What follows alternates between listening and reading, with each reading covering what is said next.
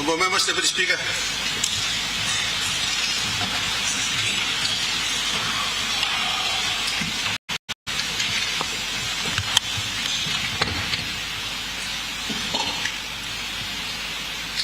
Honourable Member, we do not have quorum.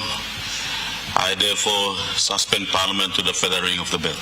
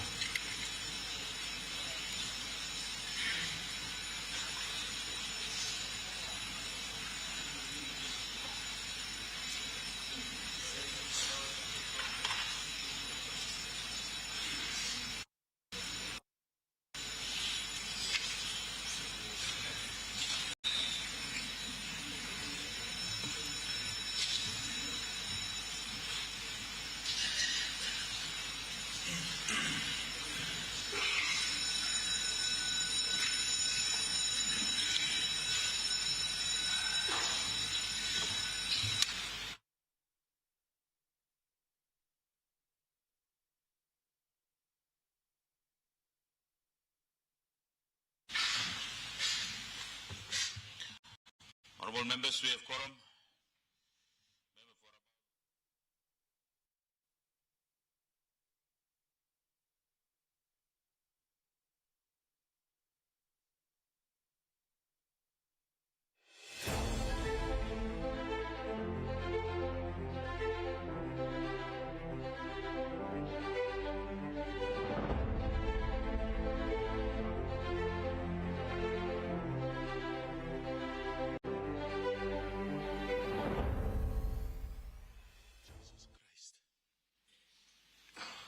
People come lo you lo this morning na talk thank you lo presence below you. You have staff one time people all get a time. Although plan the time people say lose thing long this pala. Your other name is omnipresent. Your other name is omniscient. You know each and every one of us here. None of us can say that you do not know us. But you do, whether we like it or not. And so, Father, this morning as we come to you, we say thank you for knowing us and all the wrongs that we have done against you. You save.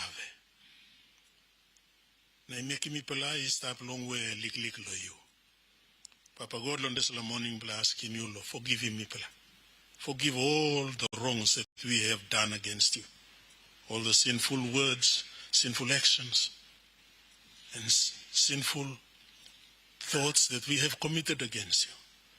But I believe also in Papa God by you forgiving me. Bless us with your precious blood, Jesus, and set us right with you this morning. Lord, this morning, Papa God, you say when I'm something, when I'm business, by me discuss him. People larim, all of something, by me talk long and this morning inside lo clean pala hand blow you. People, I believe, lo, Holy Spirit below you, by leading me long deliberations below me long this morning. Bless him, Prime Minister, Deputy Prime Minister, Opposition Leader, Deputy Opposition Leader. Na me all members of Parliament. Look out him good, me leadership, lo me long all people below you long this country. This better me ask him. Lo you Papa God inside lo clean pala name lo Jesus pala pray na tokolosem. Our Father who art in heaven, hallowed be your name. Your kingdom come, your will be done on earth as it is in heaven. Give us this day our daily bread, and forgive us our trespasses, as we forgive those who trespass against us. And lead us not into temptation, but deliver us from evil. Thine is the kingdom, the power and the glory, forever and ever. Amen.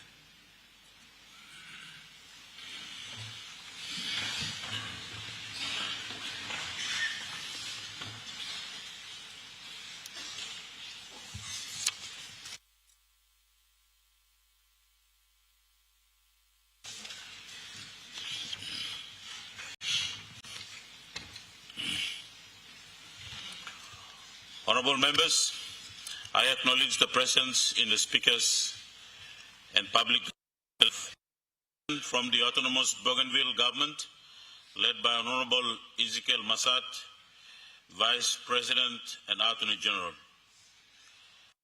Members of the Angoram District Development Authority in the East Peak Province.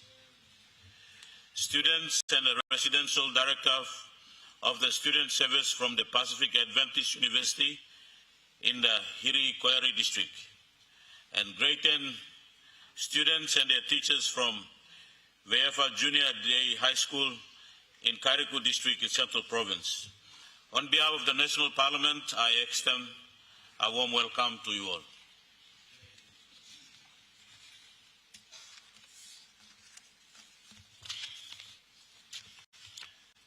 Speaker, any petitions, notices?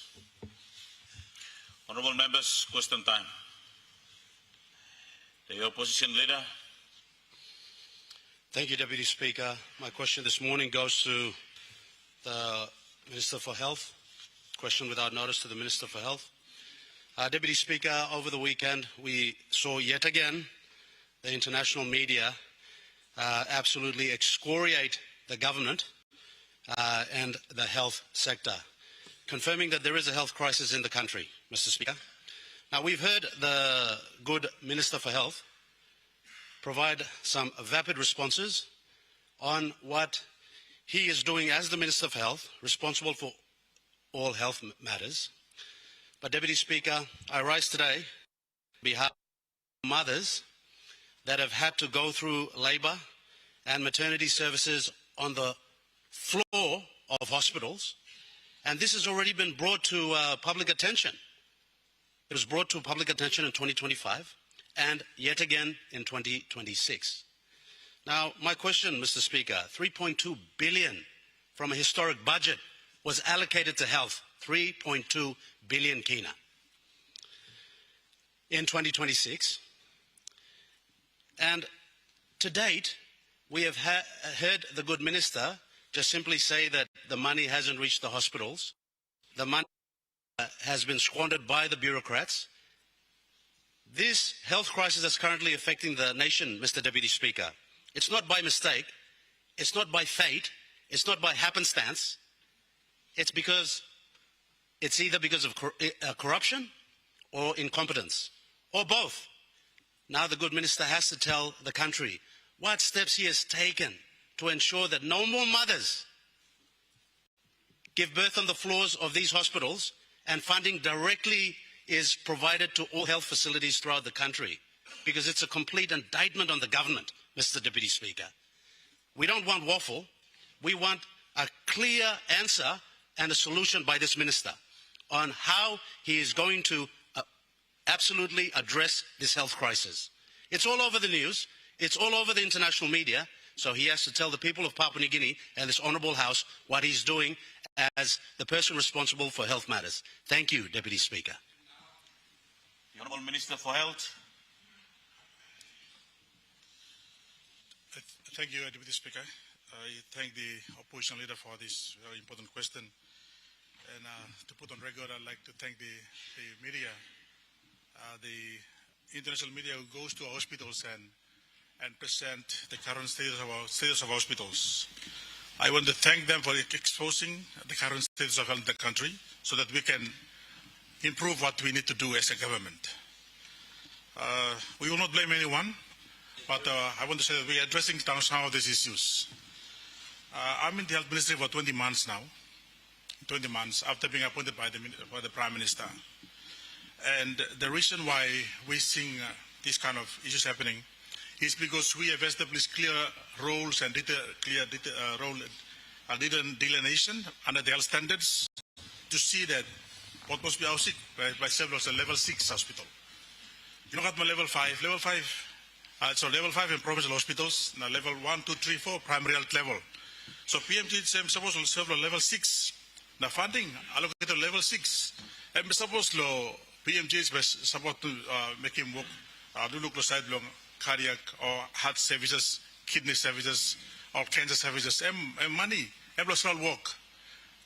But at the moment they're using this funding to look after everybody else, where some plenty old mamas have carried and more no deliveries, where suppose you straight more lower levels of health facilities, and mama will call it a slow lab. So I like to put on record that we like to come as long Australian government, all straight in Metoria Clinic long, mostly northeast, mostly northwest. As I speak, for the first time, after many years, on mama now NCD only now current baby lo outside long PMCH for the first time. Now only on mama can go long Metoria Clinic, or go making also stop. We are now developing improving the delivery or maternity section at Ferry Hospital. Now one kind of thing we can kila. I should improve long staff. That's what we're doing at the moment. The review is the pressure of PMCH. At the moment, we must straight him to Central Province. We straight a quick killer. Maternity wouldn't open him long 2 months ago. People are straight him to Agivaru, long Kariku district. We are now improving Kerema. All of these things. Suppose you know straight him by the impact on him and affecting what is happening at PMCH. I mean, speak with the Deputy Speaker, I'm experiencing the planning time finish. And I want to say that we are doing all of these things at the lower level, even though also we are not we are not saying that we ignore the fact that this is happening. This is happening, that we are dealing with some of the things we're dealing with them. Deputy Speaker, I mean not to call some money going to waste now squandering or you got all corruption lo health sector. I didn't say that last time was money going to corruption is stop na money no use good. Me to call some suppose you got some evidence of corruption, you got system in place to deal with those corruption. You mean we cannot ignore the corruption that's happening, but if there are some evidence of corruption, bring those reports to us, we deal with them accordingly. So the 2 million dollars money in all provincial hospitals or PHAs, our records funding is going. And there are some areas that funding is go, but even looking more service improve too. I've visited many of our districts, our PHAs, and I'm actually not really happy with the way that all you group perform. Despite the fact that record of funding. So, Mr. Deputy Speaker, just some of these things I want to say again, put on record that we are congruent. We are fully aware of what's happening in our health system. I mean, Dr. Again, long old media, keep exposing us. In this crisis, whatever you call it, it's not crisis. We are building a resilient health system and we are doing these things. Thank you, Mr. Speaker. The Honourable Member for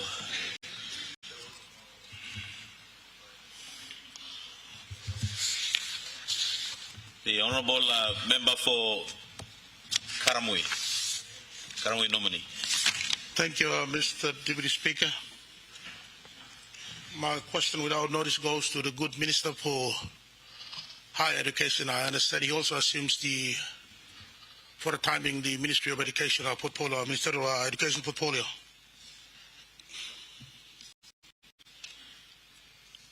Mr. Deputy Speaker, this concerns the pay of 2,000 plus students all over the country who have graduated from teacher training institutions, including the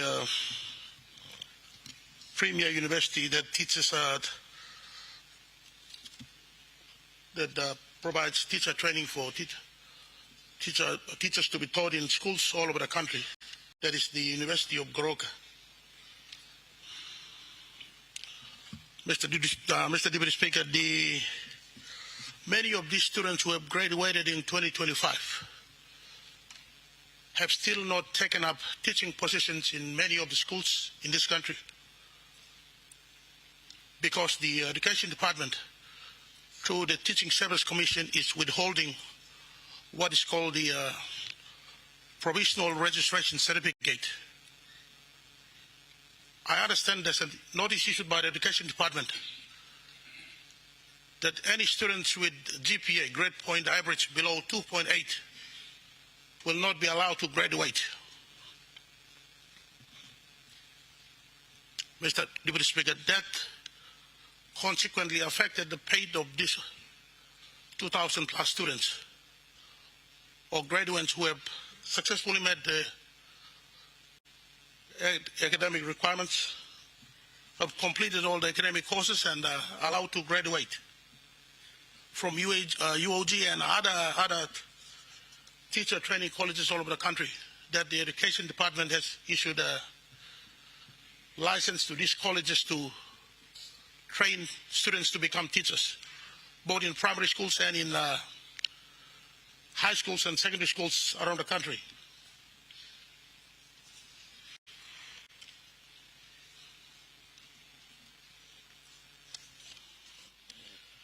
So, Mr. Deputy Speaker, my concern is that how is it that especially the University of Goroka, which is the premier training institution for training of teachers in this country, especially high schools and secondary schools, allowed in the first instance students below the minimum required GPA of 2.8 to enter the university in the first place. After they have fulfilled all the academic requirements and they have graduated, the Education Department is withholding that the issuance of the provisional registration certificate. So they are not able to take up teaching positions in schools around the country. Mr. Deputy Speaker, that means one thing. It reflects back on the school administration, more especially the management of the University of Goroka. How is it that they allow these students to be enrolled in the first place? if the minimum requirement for the GPA to enter university is 2.8 for grade 12 students.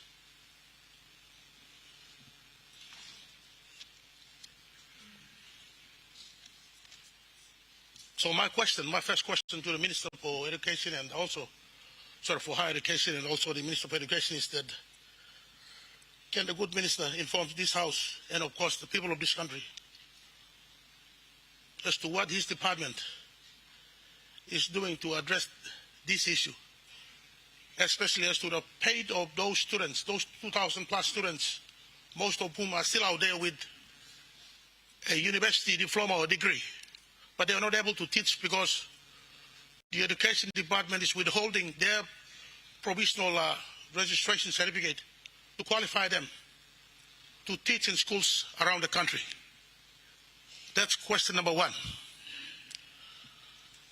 Secondly, towards the end of last year, I think there was or in the middle of last year, there was a student unrest at the University of Goroka.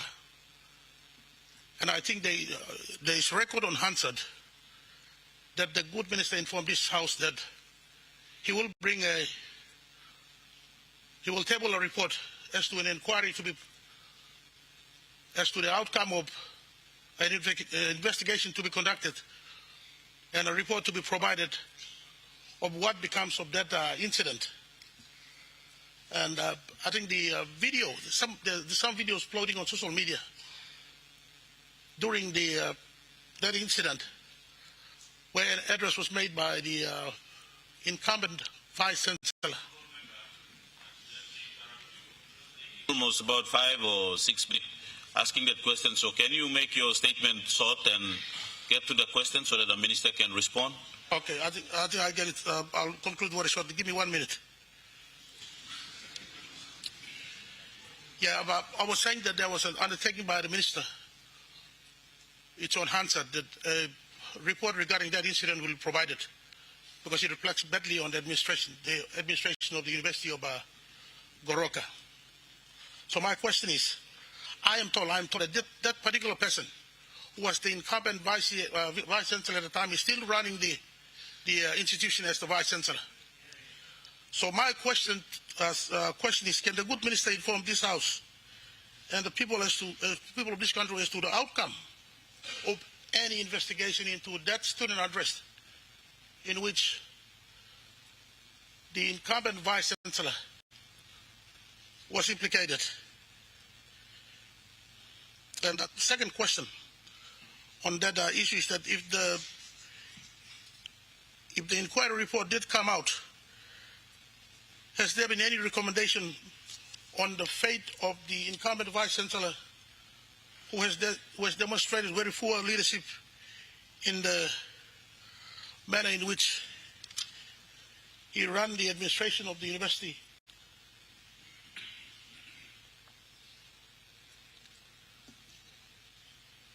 Yeah.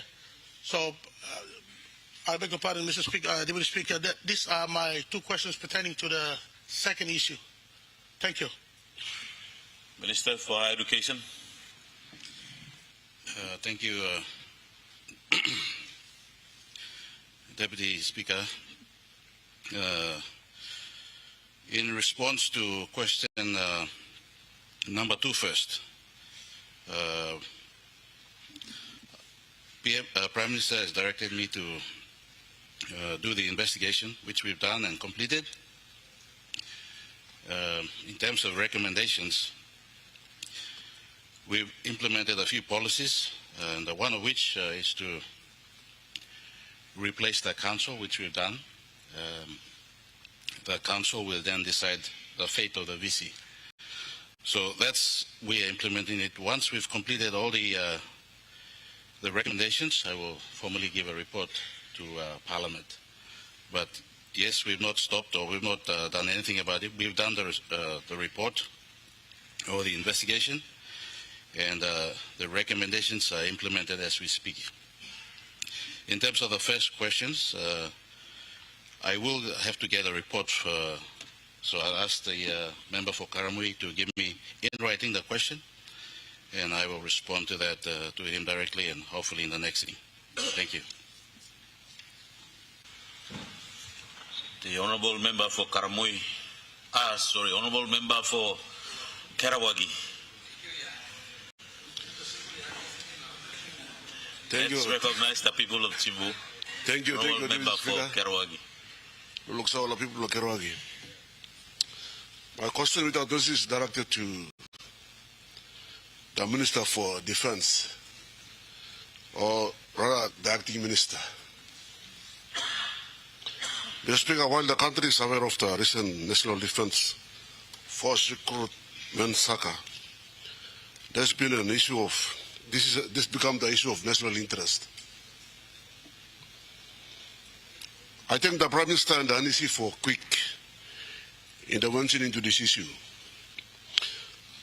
Mr. Speaker, it has led to recruitees or the applicants sent back from Goldie training depot. Mr. Speaker, to our observation, it's only less than 7% being the issue of the saga. The majority of them are genuine by merits, and they are eligible candidates passed all due process of recruitment criteria. They become the victims of this failed process and investigation after the massive expense. Most of these applicants are not from what must be. They flying from around the country, and it's massive cost involved.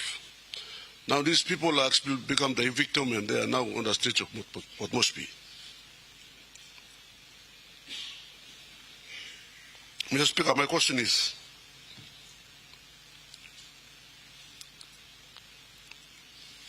can these innocents be recalled back to continue their training after the investigation is completed? Or will there be any new process of recruitment to be set up? If this is the case, how soon it is? Thank you, Minister. Thank you, Speaker.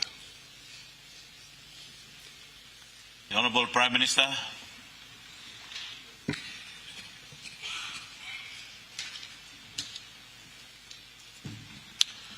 Mr. Speaker, I want to ask, if you don't mind, through you, Mr. Deputy Speaker, that a good member put his questions in writing and forward to me, and I'll respond in due course. Thank you. The Honourable Member for Wawaria.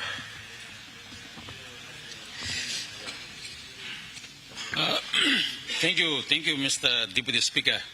Look, so Lord, people of Wawaria. Deputy Speaker, my question without notice is directed to my own Wan Bus and Minister for Mining, Honorable Solon Loifa, and Member for Minema. Deputy Speaker, before I ask the question, this is my first time to question him. But first I would like to congratulate him. Yeah. Congratulate him for the mining portfolio, and also appreciate the Marape Rossabo government to continue the relationship of mining with Morobe province. Firstly, the governor is Finsaben APF got the governor and left the mining portfolio, and now that mining portfolio has also gone to member for Minema, which is also member in Morobe. We have a Wafi Golpu project coming up, and that's a good decision by the Marape Rosso government. Thank you. Okay, next question. I have 3 questions without notice. Number 1 is, and I think the people of Morobe, and especially the people of Wawaria, the people of Bololo, and the people of Minema are waiting eagerly to see when the Eden Valley CDA will be signed. We want a date. The minister must give the date today on this floor of Parliament. The date for signing the Eden Valley updated CDA, or what you used to call Memorandum of Understanding, MOU or A. So, Mr. Deputy Speaker, this layer I am now Now minister must give this la date here. Number 2 question. And this question is a repeated question again. I think that question has been raised to the Minister for Commerce and our SME in last session regarding reserved activity list. In my question to the good Minister of Commerce, I ask in relation to alluvial and small-scale mining. It should be made reserved for Papua New Guineans. Now, and the Minister responded and said that he wrote the letter to MRA and the Mining Minister at that time. Now I would like the Mining Minister now to give me an update to the small-scale miners and alluvial miners of Wau Bulolo and across the country on the status of reserve activity list for small-scale and alluvial miners in this country. That should be localized. That should be only for Papua New Guineans. There are some loopholes in the tenement agreements, and that needs to be addressed. And we want an update now. Number 3 question is also related to the Minister himself. When a question asked about the levy, mining levy, and he mentioned that the mining levy is distributed to all the districts and provinces in the country, which is very good. But I think that levy for big projects can be distributed. But for small-scale mining and alluvial mining, it should be not distributed. It should be given back to those communities, to those districts and provinces who have been generating small-scale and alluvial mining. So my question to the good minister is, can you make a commitment? The MRA is starting a good job of creating cooperatives among the small-scale miners and alluvial miners. Can you make a commitment that the levy for small-scale mining and alluvial mining will go back to those cooperatives? Thank you, Deputy Speaker. Those are my 3 questions. The Honorable Minister for Mining, your colleague member want to answer from now. Not yet. Thank you, Chair. First of all, I would like to thank the Honorable Member for Wawaria for these 3 very important questions that he has raised.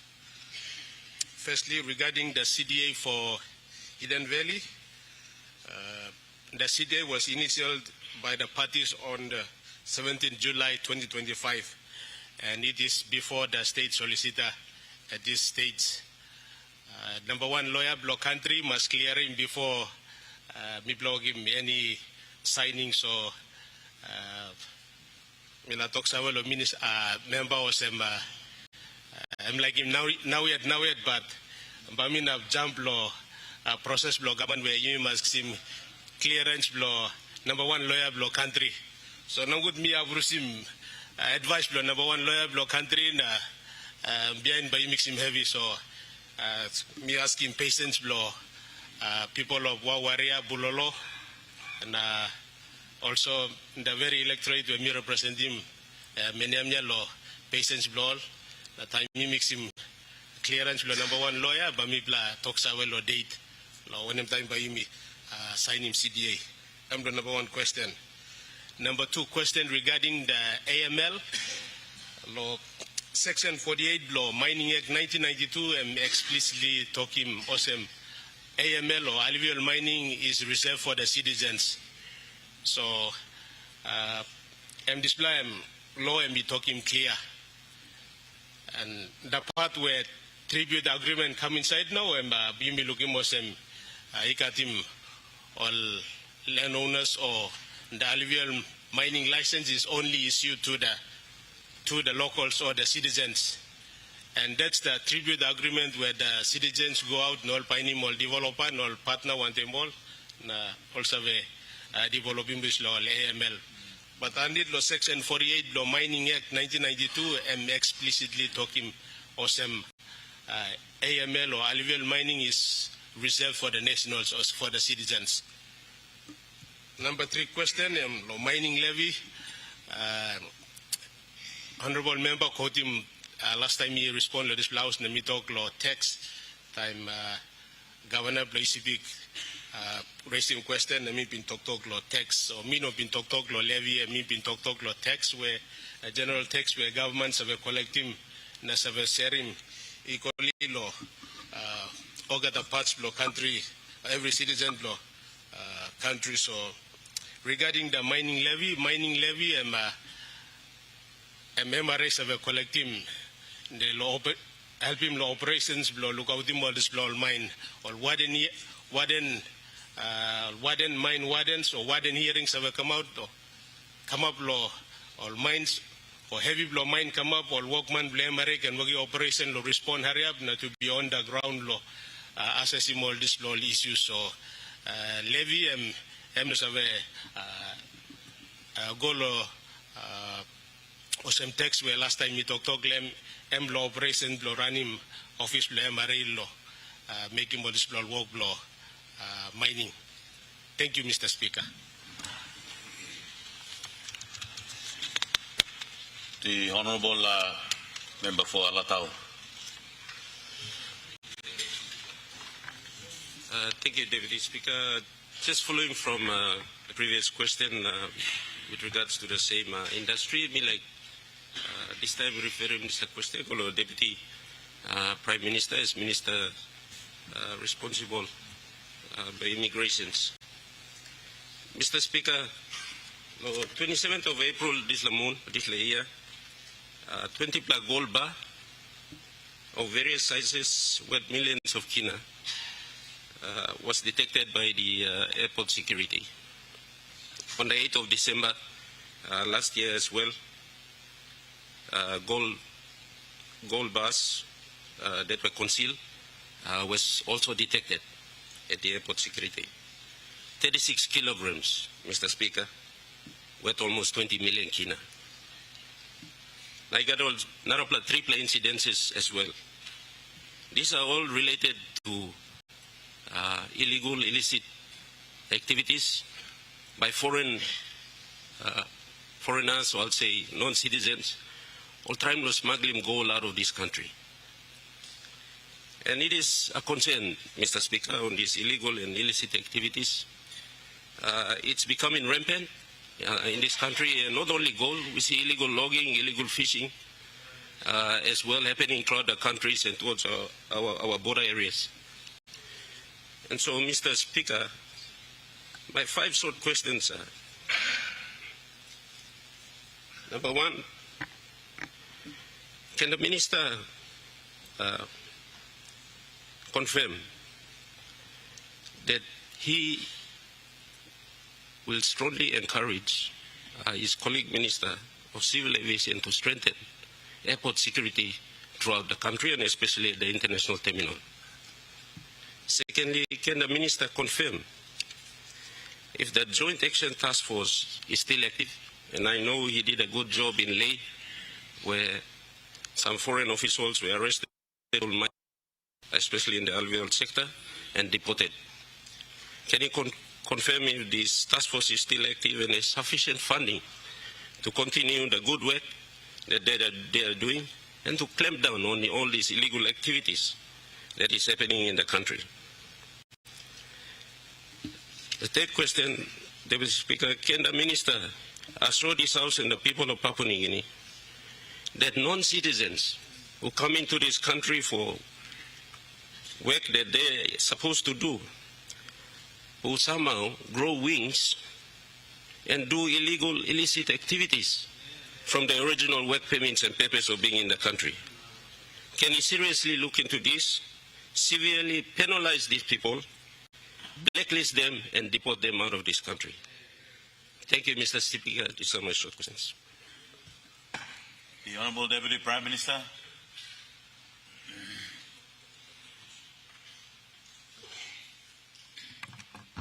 Thank you, Mr. Deputy Speaker. I'd like to appreciate the good question from the member for Alatau. Very, very important questions relating to immigration, which comes under one of my portfolios.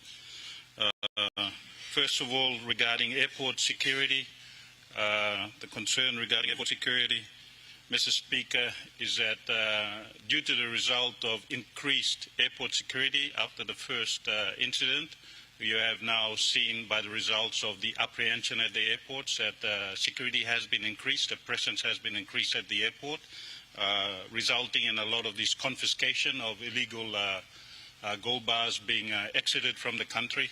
Mr. Deputy Speaker, we have liaised with our counterparts, not only in immigration, but in my capacity as the Deputy Prime Minister. We have increased airport security, liaised with customs, liaised with civil aviation and their security, thus resulting in those apprehensions. Those apprehensions, Mr.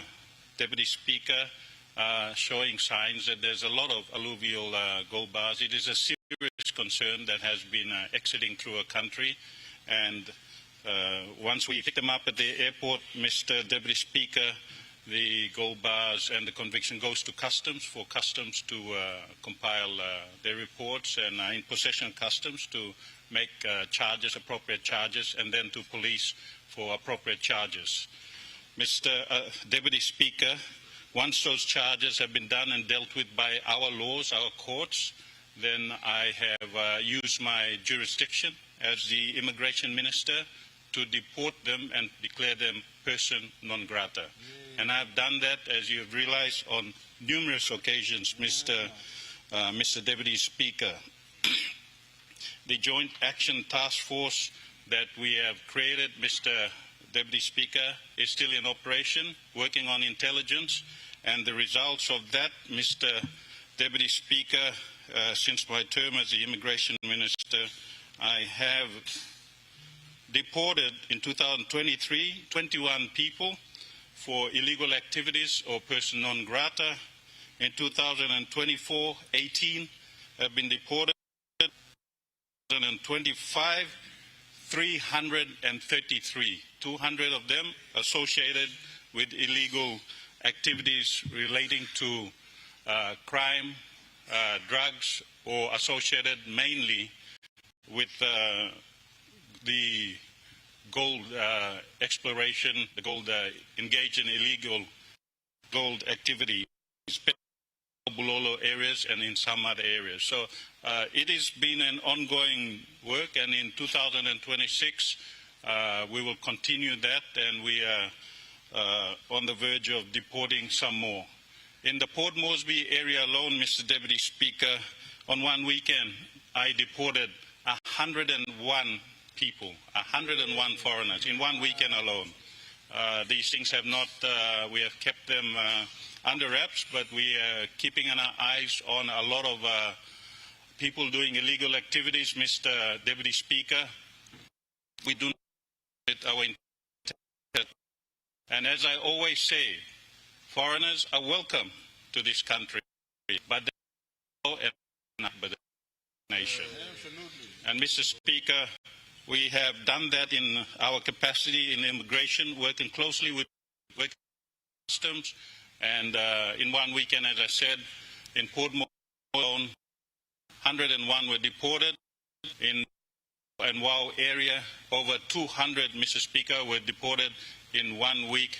Deportation cost a lot of money to deport people because, as I said, we do not want them to remain engaged in illicit activities or run to our courts and abuse our court system, so they get straight on the plane and sent straight back to their country within the day we pick them up, Mr. Speaker.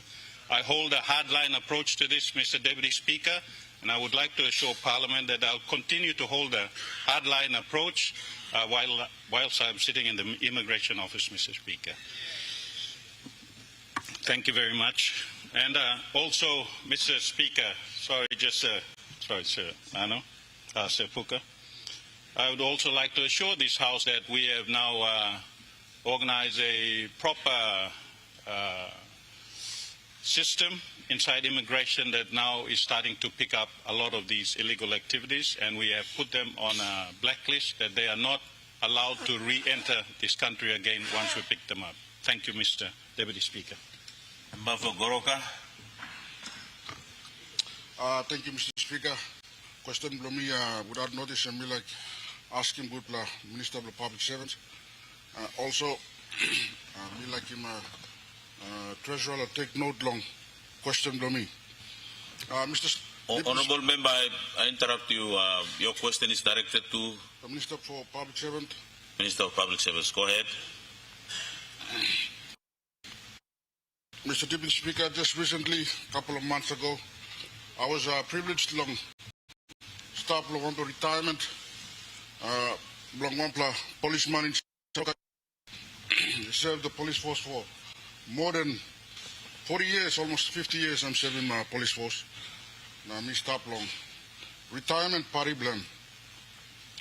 And the speaker to be there, but I think Deputy Speaker was me stop long up. Now me look him.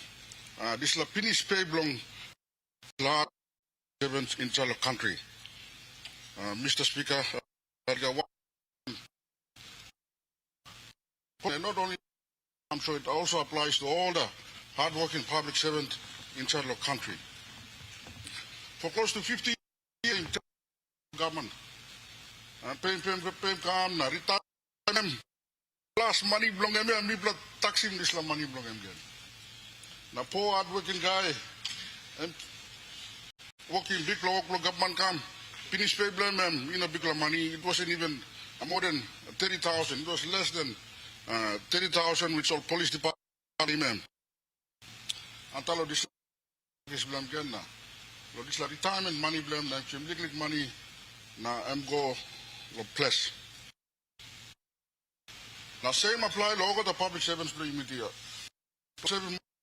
50 years all paid full paying tax belong all come. And then on top of that, the retirement money belong, the finish pay belong all to you need tax him again. So one plus said something where me look him long all retirees lo you me salembo. One time too, now this is retirement benefit fund belong all too, and you me applying tax on top belong all again. So we are taxing our all retired public servants, plenty time through na trango. On the got enough money local place. Now sit down, now work him good blouse lol. Work him life lol after the hard work all work him na save him this la people block country in the government of the day. Question below me without notice I'm golo public servant na treasurer. Is there any way you can look tax long all of finish pay you may either you may rouse him this la tax or you may cut him come down lo 10%. Lo retirement fund belong to it would be prudent on us government that you may not can charge him tax law, retirement money belong all these public servants. Because retirement money belong all finish. It doesn't warrant us to tax him this retirement money belong all. So question below me, I'm going to public servants minister and that good hard-working treasurer will take note. And if we can raise the issue up long relevant authorities, look long all this big play issue. Facing public servant retirees in the country. Thank you, Mr. Deputy Speaker. The Honorable Minister for Public Service, Minister for Treasury will take note. Thank you, Mr. Deputy Speaker. And I thank the good member for Goroka for this very important question and also a timely question because it is one of the discussions that we are now holding with the Treasury himself taking the lead and also the entire taxation office and also when the public servants are finished from the service, they get two payments, Mr. Deputy Speaker. First payment and finished pay belong all. So I mean also I'm calculating it can all talk belong. Talk explain about it in English it's called meal off. Or additional calculations are come up block finished pay. Now I'm supposed, for example, Mr. Deputy Speaker, suppose you kiss him or leave below you. From the public service, him or leave blame every 2 years. Now same time I make him fellow live blame after 15 years of service. This la calculation by Quran because suppose I mix sementara blame live. So I'm finished pay number one. So this la text tu ikat it's la tu ikat text belum. Now apply am sago straight lo POSF or number one super. This la number one super am entaran blog the public 7 na government tu give contribution long support him over the public 7 time only finish. So this la tupla pay first time finish pay where calculation I'm on the spot. Kana say you don't have most of pay, so you are now paid off. But the other one is the number one super payment. It is paid to the beneficiary. For example, suppose public 7 and lose him life. Now I go and buy all beneficiary where I'm. It's like public 7. He list them all. Now I'm begging how much percentage like one beneficiary blame. Mary or suppose Mary and public 7 blame die and by man or man one them all beginning. So you got percentage blame by me calculate him. But at the end of the day also too you got all tax blame. So POSF is governed by the POSF Act where me got law blame that.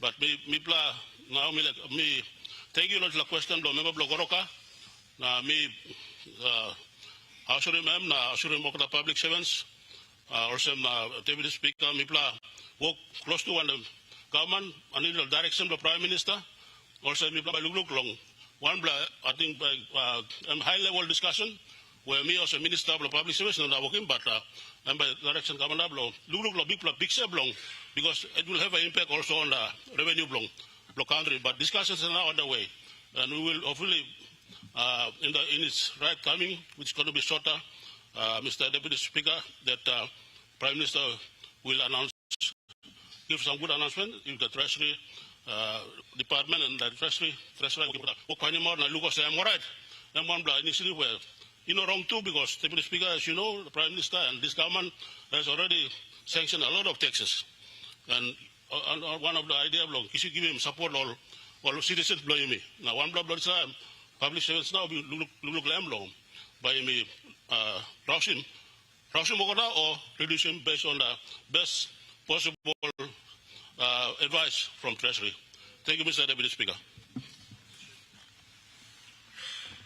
The Honorable Member for Abao. Thank you, Deputy Speaker.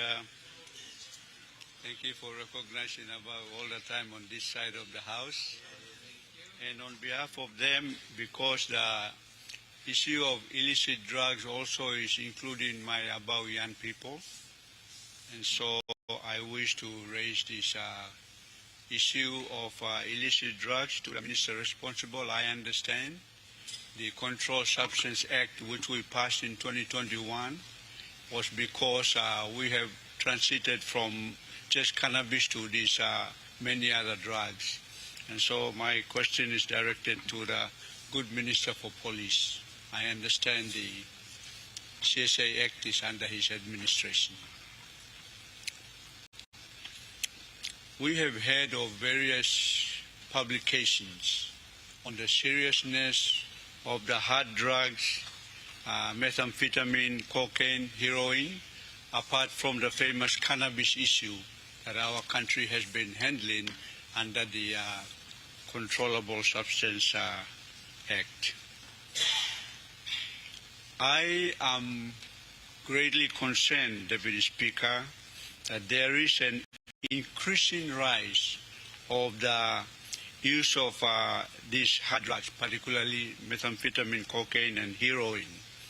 And I think we are now being claimed from passing from being a major transit to now warehousing some of these serious illicit drugs in our country, involving transnational cartels, local facilitators, and as you recall in 2025 June, 2 police officers were also charged, both for possessing and also using methamphetamine.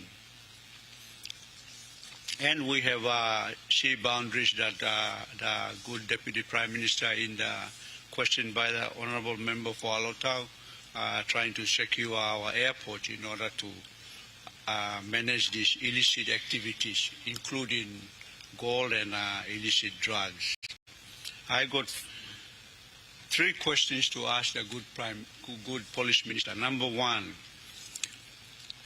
with the Deputy Commissioner of Police announcing that there is 3 tons of illicit drug stockpile in the country waiting to be shipped, and we know that according to records, we have been used as a transit point for Australia and New Zealand destinations.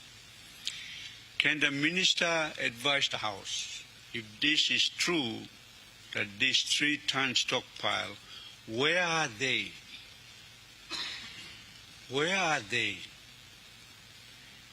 And if he can advise us, what are the operational programs that the department has in order to address this? Can he also advise the House on how many cartels and local facilitators have been charged and jailed to date?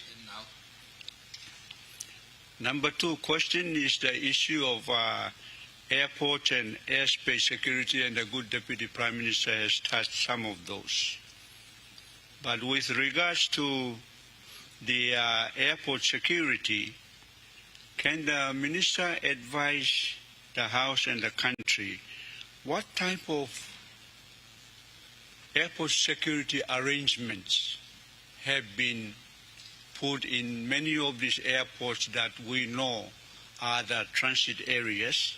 For example, has the Minister and his team considered the use of automatic dependent surveillance broadcast systems, because the transponders are put off and these black flights cannot be detected?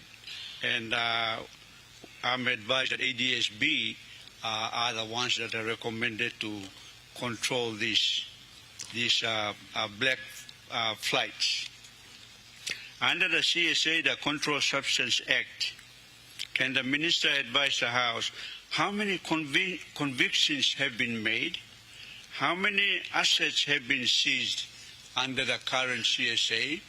I also understand that the Parliament passed the Act in 2021, but it only became enforceable in 2023, 2 years later. Is the National Drug Enforcement Agency and the Narcotic Unit working? How much has been funded for the last 5 years? I understand that this important unit has not been funded well, and therefore many of the activities in trying to trace these people have been stalled. Can the Minister also advise if the use of the recommended United Nations Office on Drug and Crime test kits have been introduced in these important sites, so that we can detect these drugs very, very quickly? And what percentage of drug cases are swept under the carpet before they come to the court, as claimed by the police? And my last question, Deputy Speaker, is can the Minister advise the House with relation to cannabis, marijuana? Is the Minister going to reconsider our national approach to marijuana? And could he be able to advise whether one option would be medicinal cannabis option? The medical component of marijuana could be considered, and whether the ministers could consider a law that could come to Parliament so that we relook at the approach that we are chasing them forever, spending a lot of money, but we could follow countries like Canada, Australia, New Zealand, that they have now looked at the medicinal option of cannabis. Thank you, Deputy Speaker. Well, Minister for Police.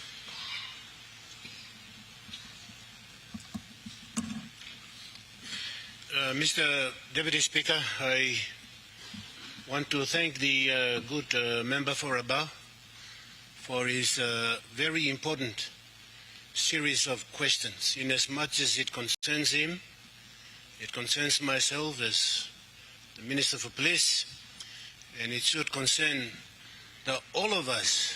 And it comes to the issue of narcotics and drugs in the country, Mr. Speaker. And just want to say that those questions deserves detailed answers. But I want to inform the Parliament that Papua New Guinea is not immune to transnational crimes, or be that of the Pacific or the region that we are a part of. Mr. Speaker, transnational organized crimes or organized criminals continue to seek to exploit our country. And Mr. Speaker, we ought to stand our guard. We ought to stand our guard. Mr. Speaker, ino olsem drug ino hitim country bla yumi yet. These organized criminals have already penetrated through maybe insider threats and the gaps that we have created ourselves. They have used our country as a transit point, and the concerning part is the fact that these drugs have found a marketing place in our country, and that is that should concern every one of us, and therefore the importance of these questions that deserve detailed answers.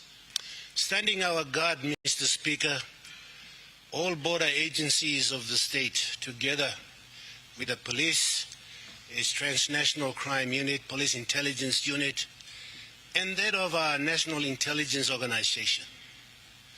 When I say our border agencies, immigrations, the Deputy Prime Minister articulated his answers so very, very well.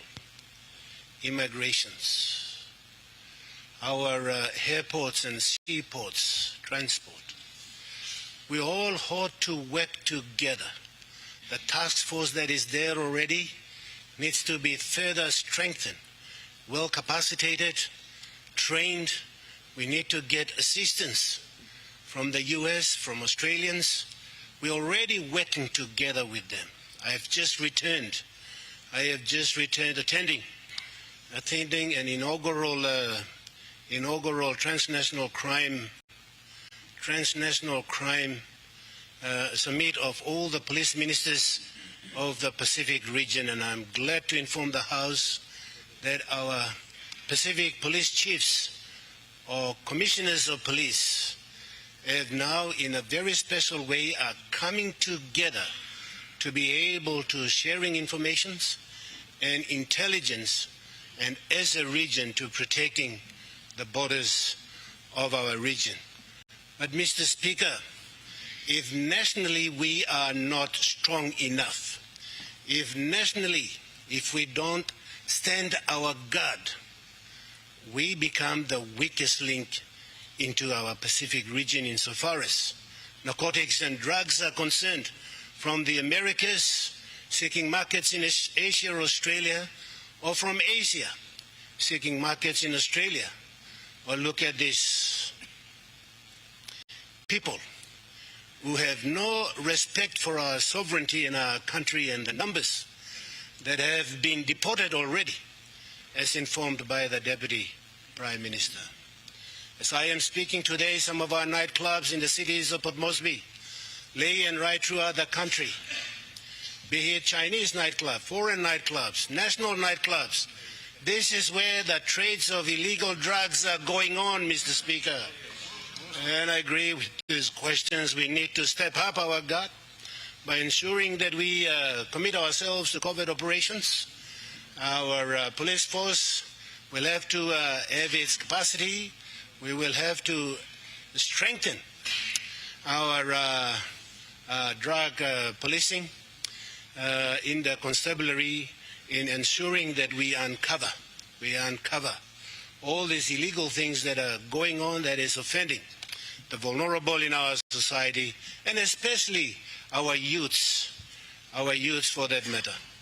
Mr. Speaker, the insider threats have to be exposed, and only when we have effective, efficient, stronger, a task force that is connecting and sharing intelligence, maybe the top 5% of the syndicates that create the gaps for drugs to filter into our country can be exposed. And Mr. Speaker, and the application and enforcement of the law, the toughest of it may be in order to deterring such crimes from continuing in our country. But I thank the good member for about very good questions. I will answer those questions in detail in due course.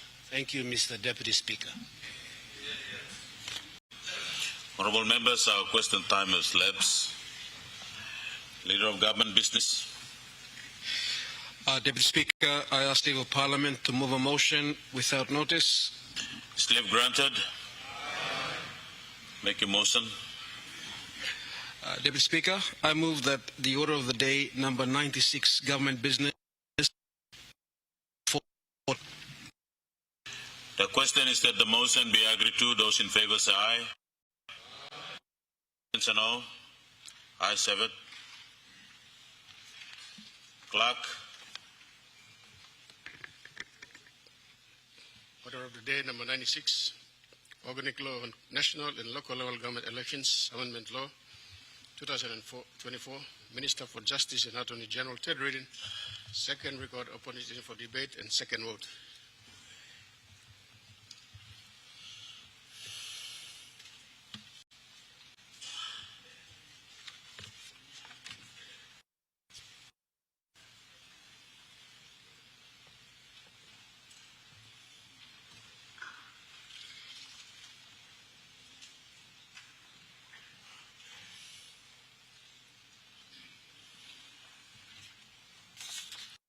Minister and Attorney General.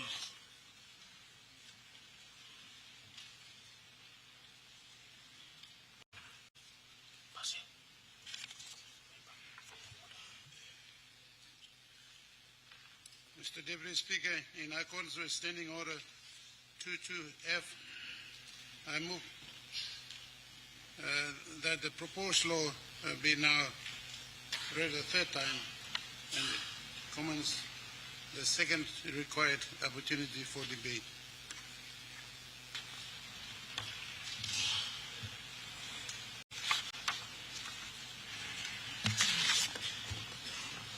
Honourable Minister, make your speech. Mr. Deputy Speaker, this is the third final reading that it has come to Parliament two different times, and this is the third and final reading.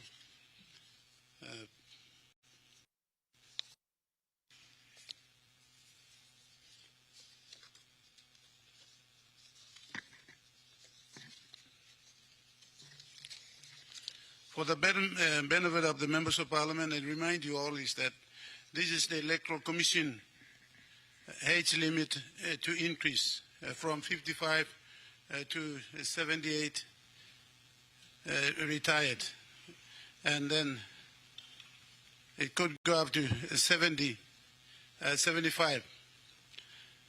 This is, please take note that this is not intended to for, again, the former Electoral Commissioner Simon Sinai. This is a principle decision that Parliament has to make.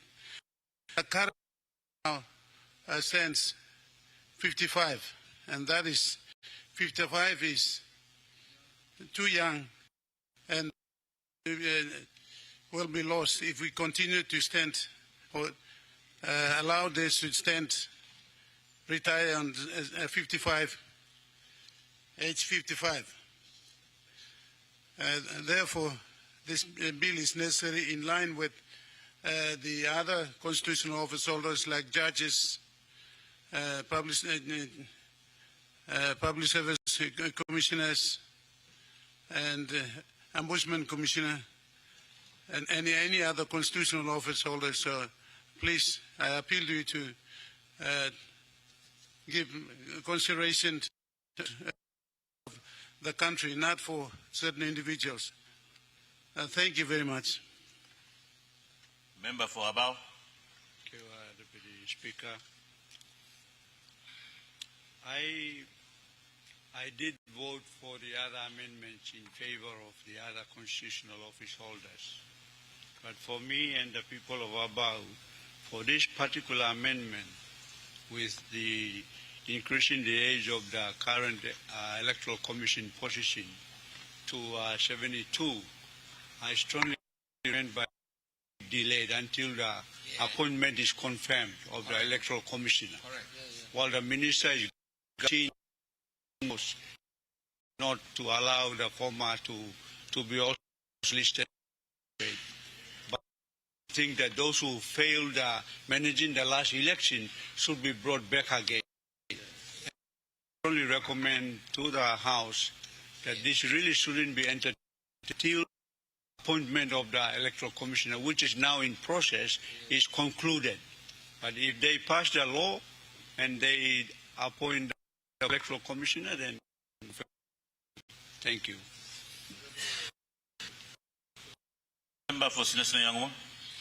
I too want to report taken by Sepuka the timing of this particular amendment to the organic law, except what the Attorney General is saying. However, with the process now still ongoing, we cannot take a risk. We cannot take a risk in trusting the government to do what they say they will do. Wait until this process of appointment is completed, this bill can be brought back and we on it. Probability we might support it. However, at the moment, it smells. It smells really bad. So we are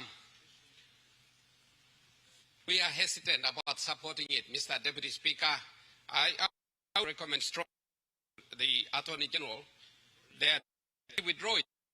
He should remember that in every other bill he brings to this floor, I've always supported him. On this one, I do want to support him, but the timing is such that I cannot. So in all sincerity and in good faith, Mr. Deputy Speaker, outgoing and incoming Mr. Speaker,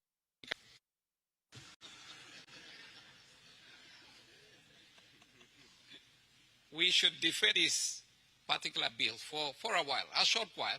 Let the process of the appointment complete, and then we bring this bill forward and we vote on it. And it will get the proper attention that it deserves. But the timing now is not right. Thank you. Honorable Governor for Civic. Sorry. Main Professor, you here. Thank you, Mr. Speaker. Me like working legally contribution to Solo Emolsen. According to our health statistics, the life expectancy of most Papua New Guineans is around 66 years. Now, you may increase him this our age limits belong, sample belong this officers, you go way beyond long. Average life expectancy belong people believe me. So, me just wonder long, logic behind this law decision you may take him, and it goes in line with my the two previous speakers of the opposition. Me to feel suspicious legally also, we may be doing this for the benefit of specific people. And that would not be on, Mr. Speaker. We should be passing laws that are applicable to all citizens and not just to be giving special treatment to a particular group of people, Mr. Speaker. So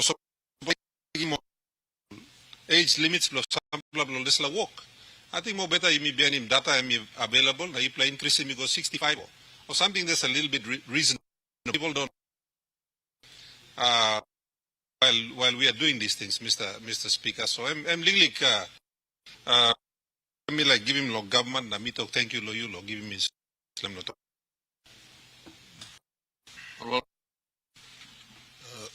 Mr. Speaker, I want to firstly acknowledge your presence in its final stage of us to process it. Mr. Speaker, this Parliament must not be reduced to a set of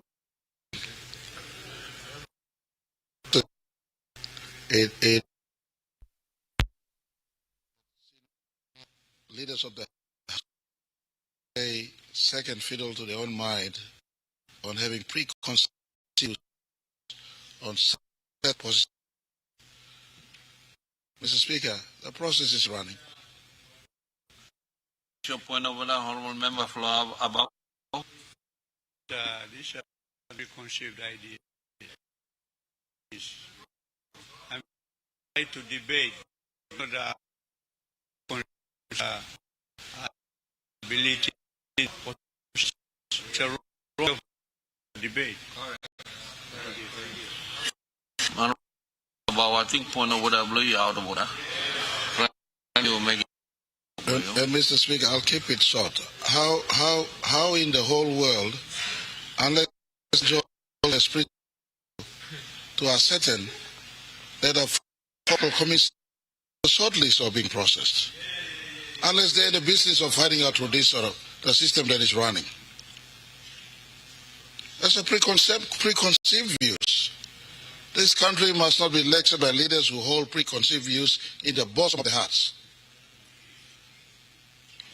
You have a number defeat this process that is running.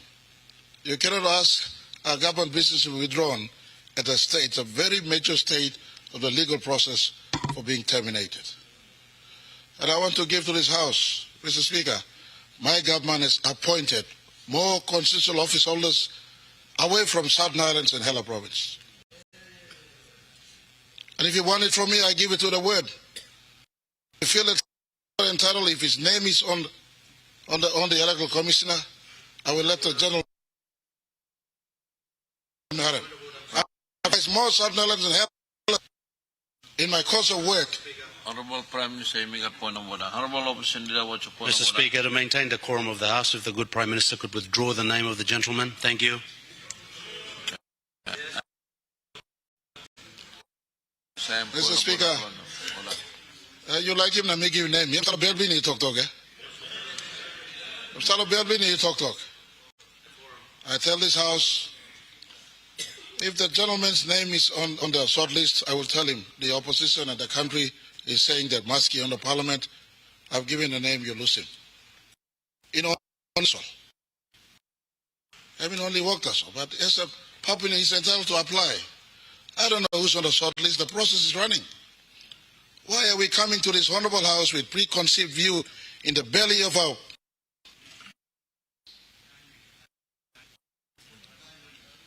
What the Speaker? I want this House to have the comfort. If you come, gentlemen, the opposition is saying, I give you my word. If I want to appoint, this Parliament must not be belittled or little way of thinking. Rise about it's on.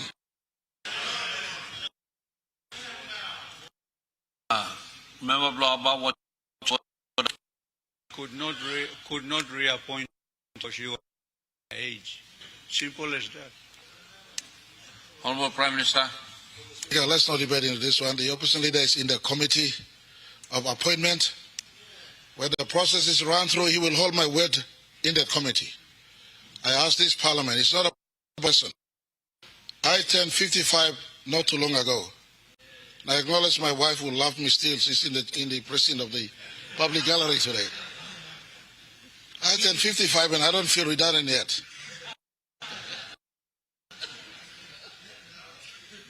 The honourable member for ECB at Governor Bed maybe is around the same as I am. I don't think he's ready to retire from his role as governor of ECB. he first contested in 1982 as candidate. He's now in office in his, I don't know how old is he, but he's a legend. Beginning life expectancy 60 as I speak, or 67. It's improved a fair bit, but life expectancy will improve. You look at the stock of leaders to fill constitutional office, part of thus far. And just because we've been holding that to but appointed to ransom. The current retirement age. If this law stands, I don't preempt that she will get the job. She needs to have the comfort that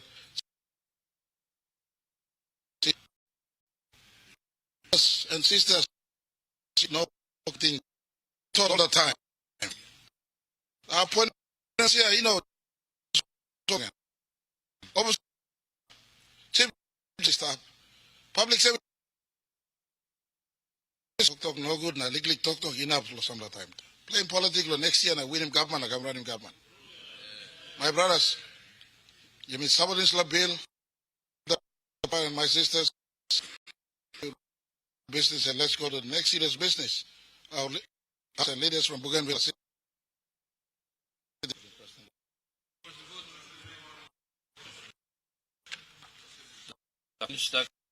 Put those in favor say aye. Those against say no.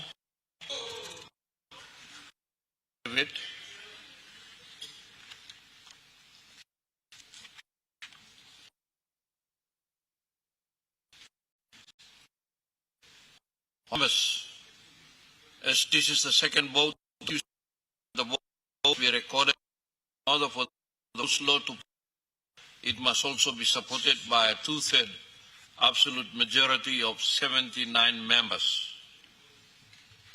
Honourable members, the Parliament will now vote.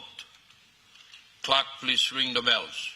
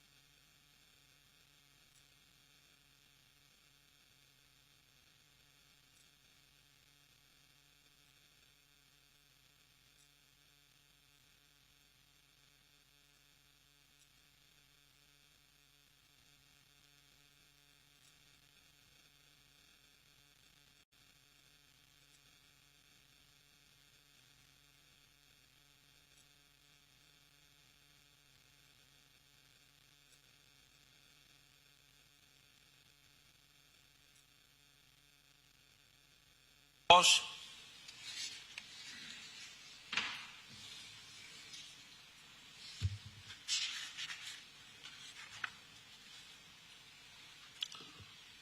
Would those in favor of the bill please stand?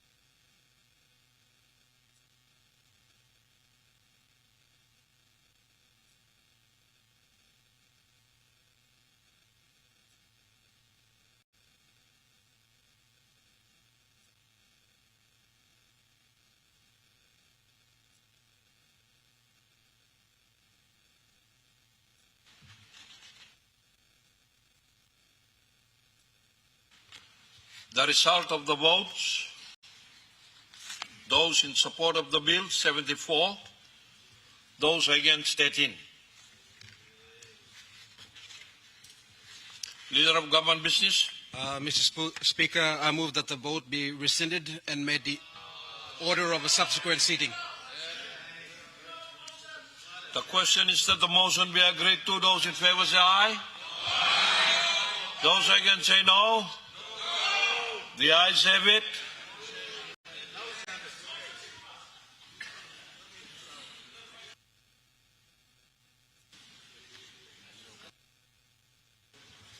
Minister Kopesta.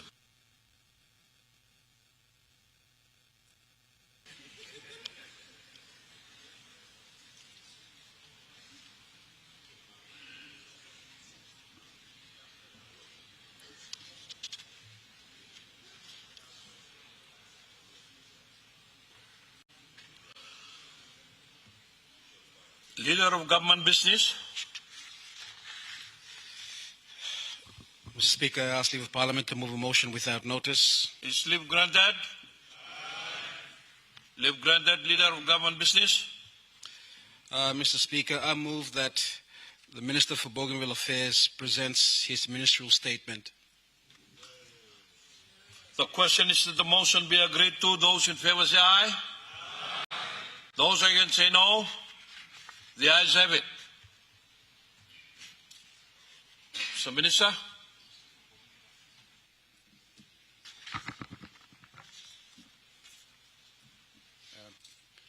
Thank you, Mr. Speaker. I rise to make an important presentation in relation to the conclusion of the Bougainville referendum process. Before I do my presentation, I'd like to take this opportunity to acknowledge and thank the presence of the Vice President of the Autonomous Bougainville Government, Honorable Ezekiel Massat, and some ABG members who are here up at the gallery to witness this presentation. They're here while the Parliament of the Autonomous Bougainville Government is also in session as I speak. And I'd like to acknowledge them, and specifically I want to commend Honorable Massat's leadership in our discourse in progressing the Bougainville, ongoing Bougainville peace process. I'd like to commend his leadership because he has represented the ABG very well in this ongoing process, and I'd like to comment that.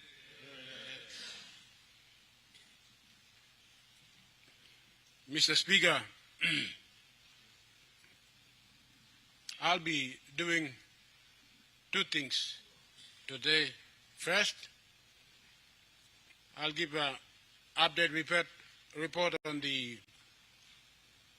Bougainville process. Second, I'll be presenting, after my statement, I'll be presenting the draft sessional order for Parliament to adopt. Before I do that, I've noticed confusion in the public area regarding what we are doing now. Let me just clear that by saying that what is coming before the Parliament now is not the referendum result on Bougainville. I'd like to be very clear on that. And I'd like the House and everyone to take note of that. What is coming before this House today is not the Bougainville referendum result. And before I go to the detail of my report, I'd like to clear that by saying that in this Parliament's final decision-making process, there'll be 4 phases in this process.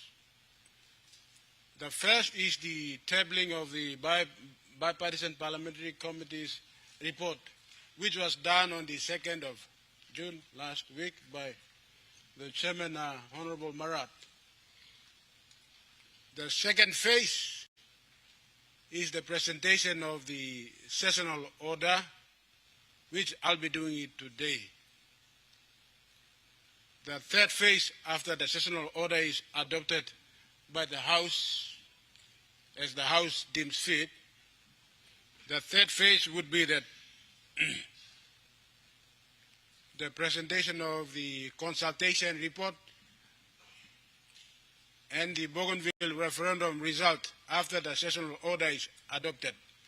And the final phase is that after the presentation of the consultation report and the referendum result and debates have ensued, final vote on the referendum result following the process in the sessional order will take place at the date when the Parliament chooses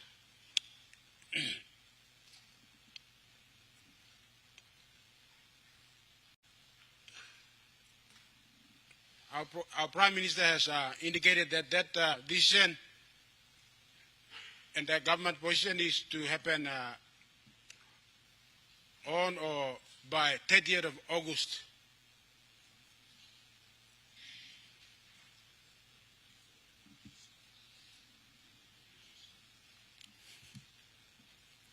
With that, Mr. Speaker, I now am going to give an update report on the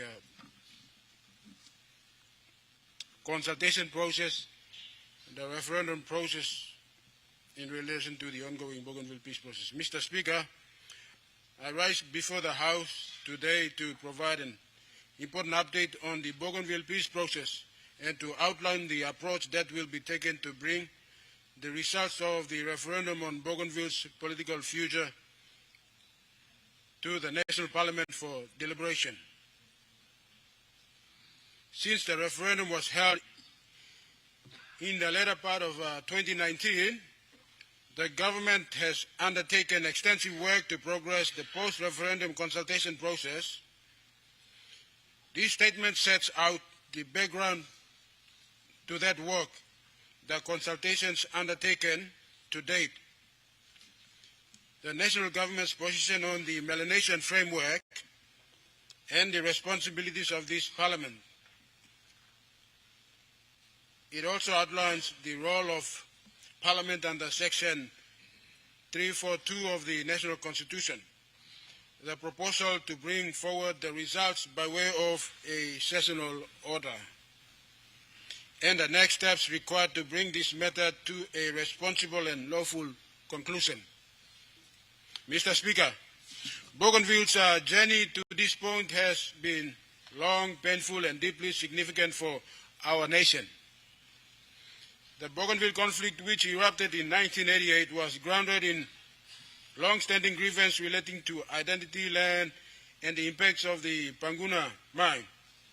The conflict resulted in thousands of deaths, widespread displacement, and destruction of infrastructure and livelihoods. It remains one of the most traumatic chapters in our nation's short history. The Bougainville Peace Agreement, signed in 2001, brought an end to the decade-long conflict and established 3 pillars for peace. First, autonomy. Second, weapons disposal. Third, a guaranteed referendum on Bougainville's future political status. The Bougainville Peace Agreement was given constitutional force through the insertion of Part 14 into the National Constitution and the enactment of the Organic Law on Peace Building in Bougainville, Autonomous Bougainville Government and Bougainville Referendum 2002. This created the Autonomous Bougainville Government, established the autonomy arrangements that are currently in place, and guaranteed that referendum would be held no earlier than 10 years and no later than 15 years after the first Autonomous Bougainville Government election. Mr. Speaker, the referendum was conducted in 2019 and 97.7% of Bougainvilleans voted in favor of independence over the alternative option of greater autonomy. It is important to note that under the terms of the Bougainville Peace Agreement, and as reflected in Section 342 of the National Constitution, these results are not binding but must be tabled in the National Parliament for a final decision. It is non-binding in the sense that it is subject to the National Parliament's decision. This is a position that both governments respect. Since 2019, the national government and the autonomous Bougainville government have engaged in a series of structured consultations to determine how the referendum results should be brought before the National Parliament. These consultations have taken place through the joint supervisory body established by the Constitution, the joint post-referendum consultations, and more recently the joint moderated consultations. Each stage has sought to clarify constitutional issues, establish a roadmap for tabling the results, and build a shared understanding of the political pathway ahead. Mr. Speaker, the first major milestone was the Kokopo Joint Statement of May 2021, which directed technical teams to address the meaning of ratification, the constitutional process for tabling the results, and the development of a joint roadmap. This was followed by the WABEG roadmap in July 2021, which set an aspirational time frame for a political settlement between 2025 and 2027. The Port Moresby Joint Statement of December 2021 reaffirmed the need for a clear mechanism to bring the referendum results to the National Parliament, leading to the what we call Erakone Covenant in April of 2022. The Covenant committed both governments to tabling the results of the referendum in the 11th Parliament and allowed for the development of constitutional regulations pursuant to Section 349 of the Constitution to guide the process. Mr. Speaker, despite significant efforts, technical work on the constitutional regulations stalled, unfortunately, due to divergence or differing legal interpretations, particularly around the meaning of ratification and the voting majority required in Parliament. As a result, the Joint Supervisory Body agreed in July 2023 to use a sessional order rather than constitutional regulations to prescribe the process for tabling the referendum result. The content of this sessional order remains subject to continued discussion between the Speaker of our National Parliament and the Speaker of the Bougainville House of Representatives as agreed under the Melanesian Agreement signed on the 26th of June 2025, and I will talk more about that process later in this statement. Mr. Speaker, to assist in resolving outstanding issues, both governments agreed to engage an independent moderator, leading to the joint moderated consultations held in 2025 in Port Moresby and Burnham in New Zealand, chaired by former New Zealand Governor-General Sir Jerry Mateparae. These consultations culminated in the Melanesian Agreement signed on 26 June 2025. The agreement commits both governments to jointly develop a Melanesian framework, which is a structured political pathway that may form part of the joint consultation report to be presented to Parliament. It also reaffirms the constitutional role of Parliament under Section 342, the need for a bipartisan parliamentary committee to support awareness, and the importance of public messaging to ensure national understanding of the whole process. Mr. Speaker, The national government's position is grounded in constitutional law. The Bougainville Peace Agreement and the need to preserve national unity while respecting the aspirations of our beloved Bougainville people. The government maintains that the National Parliament is the final decision-making authority on the referendum results. Section 342, subsection 2 of the Constitution requires that I, as Minister for Bougainville Affairs, table the results of the referendum, after which the National Parliament may make any decision it considers appropriate. On this point, I need to be clear. The national government rejected the autonomous Bougainville government's interpretation of the term ratification in the Bougainville Peace Agreement and any suggestion that the National Parliament is required to merely endorse or accept the referendum results. The term ratification was deliberately omitted from Section 342 of the National Constitution to avoid confusion with the treaty ratification provisions of the Constitution and to ensure the National Parliament retains full discretion. The Supreme Court has repeatedly affirmed that position, that the National Parliament is not a mere rubber stamp for executive decisions and must be free to debate and determine matters of national importance. The referendum results, while politically significant, are not binding and must be considered in accordance with our constitutional laws and subject to the National Parliament's decision-making authority. Mr. Speaker,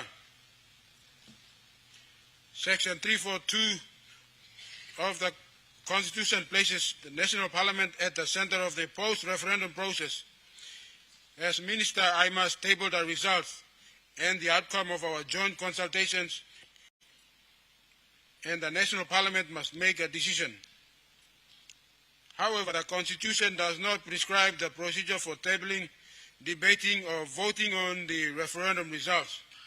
To address this procedural gap or vacuum, the national government and the autonomous Bougainville government have agreed that the National Parliament will adopt a sessional order. Mr. Speaker, the sessional order will establish the process for introducing the referendum results and a joint consultation report, the structure and timing of debate, and the applicable voting threshold. Mr. Speaker, agreement on the voting thresholds required for both adoption of the sessional order and consideration of the referendum results has been a long-standing point of contention between the national government and the autonomous Bougainville government. To resolve this, both governments have taken the speakers of the National Parliament and the Bougainville House of Representatives to finalize the sessional order. Mr. Speaker, the respective speakers have consulted on this matter. The sessional order was largely agreed with, the only difference being the required voting thresholds. Following the consultations, I wish to inform the Honourable House that the Leader of the National Parliament, the Speaker, has now finalized, in yourself, Mr. Speaker, has now finalized a sessional order to govern the parliamentary consideration of the Bougainville referendum results. Mr. Speaker, we have now embarked on the final steps of our journey in bringing the Bougainville referendum results to the National Parliament. This was initiated last week on the 2nd of June with the tabling of the report of the Bipartisan Parliamentary Committee on Bougainville by Chairman Honorable Marat. As you will have already noted, the committee is playing a critical role in preparing members of the House for this debate, ensuring so that we are fully informed of the legal, political, and historical context. Mr. Speaker, importantly, the tabling of the report prompted some members to share their initial views. This is an important part of the process, and more views will be required to be shared as we move forward as part of the ongoing discussion and debate. From here, there are a number of further steps that need to be taken. Mr. Speaker, Step one is the adoption of the sessional order. If the motion is supported, the procedural framework for consideration of the referendum results will be established and will result in step 2, when the referendum results will be tabled together with the joint consultation report and melanation framework, and debates will commence. Step 3, Mr. Speaker, once sufficient time has been given for debates, members will be required for the final vote on the referendum result as declared by the Prime Minister. This will be no later than 30th August 2026. Mr. Speaker, I must advise that following the completion of this statement, that I intend to initiate step 1 and move the motion to adopt the sessional order. Central to this process is the development of the melanation framework. Mr. Speaker, this melanation framework is being jointly developed by the national government and the autonomous Bougainville government and will form part of the joint consultation report. Its purpose is to provide the national parliament with a clear and practical roadmap of what would follow any decision. Mr. Speaker, the national government's position is that should the national parliament vote in the affirmative to accept the referendum results and support a pathway to independence for Bougainville, this should initiate a phased and carefully managed transition rather than an immediate declaration for independence. It would also require constitutional amendments. Such a transition would be anchored in the progressive transfer of powers under sections 289 and 290 of the National Constitution, ensuring that Bougainville is equipped with the institutional capacity, fiscal and economic strength, and governance systems necessary to sustain independence. Mr. Speaker, at the same time, we acknowledge that the autonomous Bougainville government has proposed a more accelerated pathway.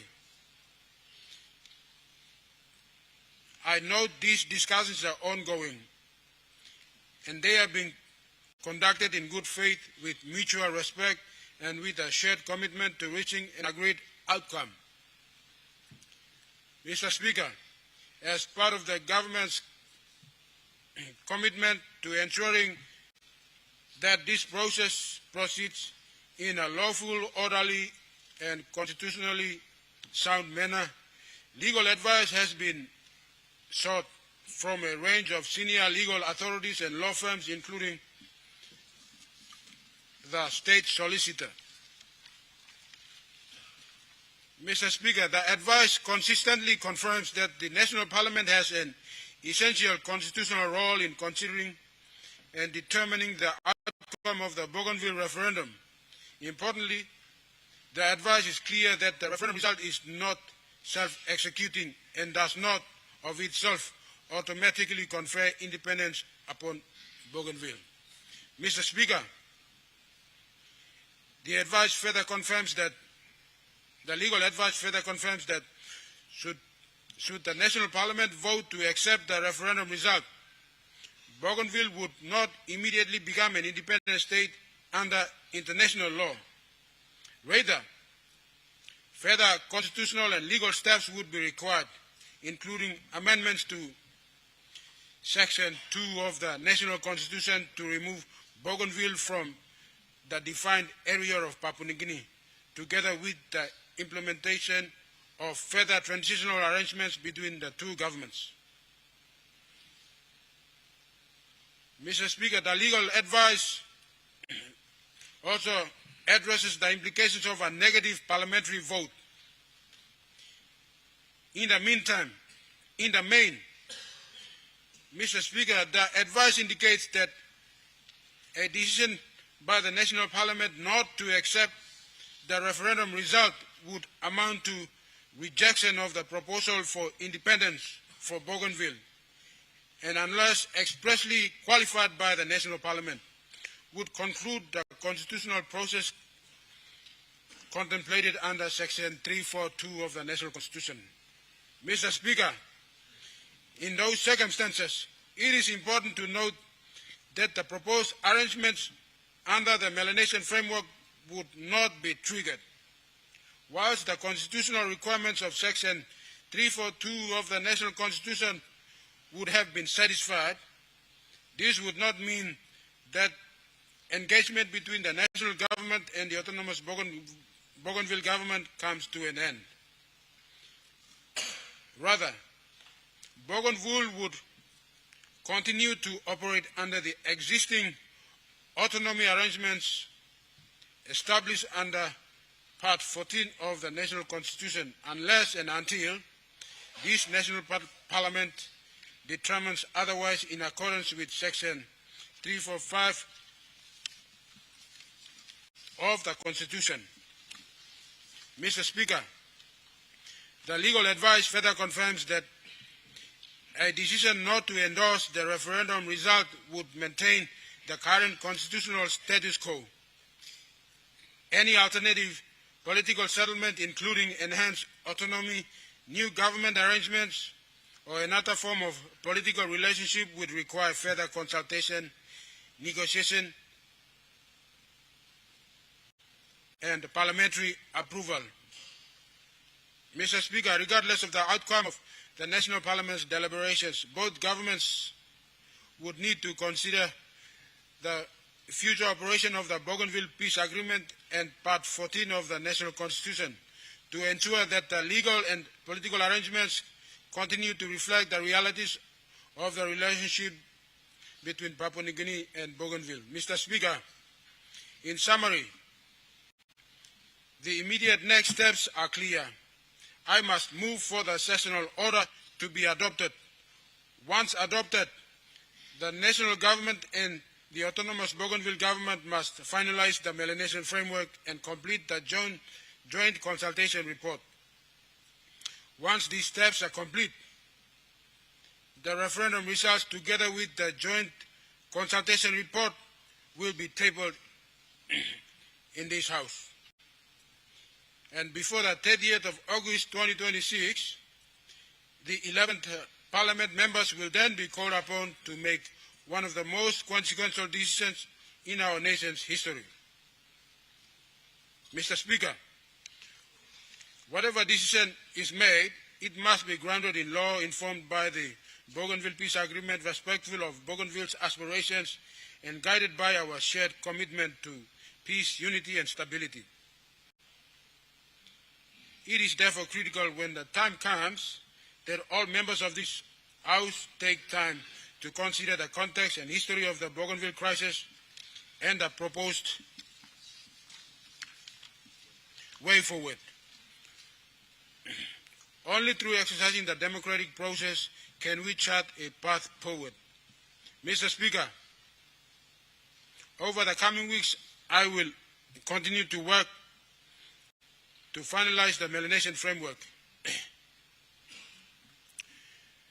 with my counterpart and Vice President Honorable Massad. As Minister, I remain committed to fulfilling my constitutional obligation, and the government stands ready to work with the autonomous Bougainville government to secure a lasting peace in Bougainville. Mr. Speaker, this will be one of the most important decisions ever taken by this House. It must be a decision grounded in law, informed by history, and respectful of the express will of the people of Bougainville. Above all, it must be a decision that preserves peace and secures a stable future for all our people.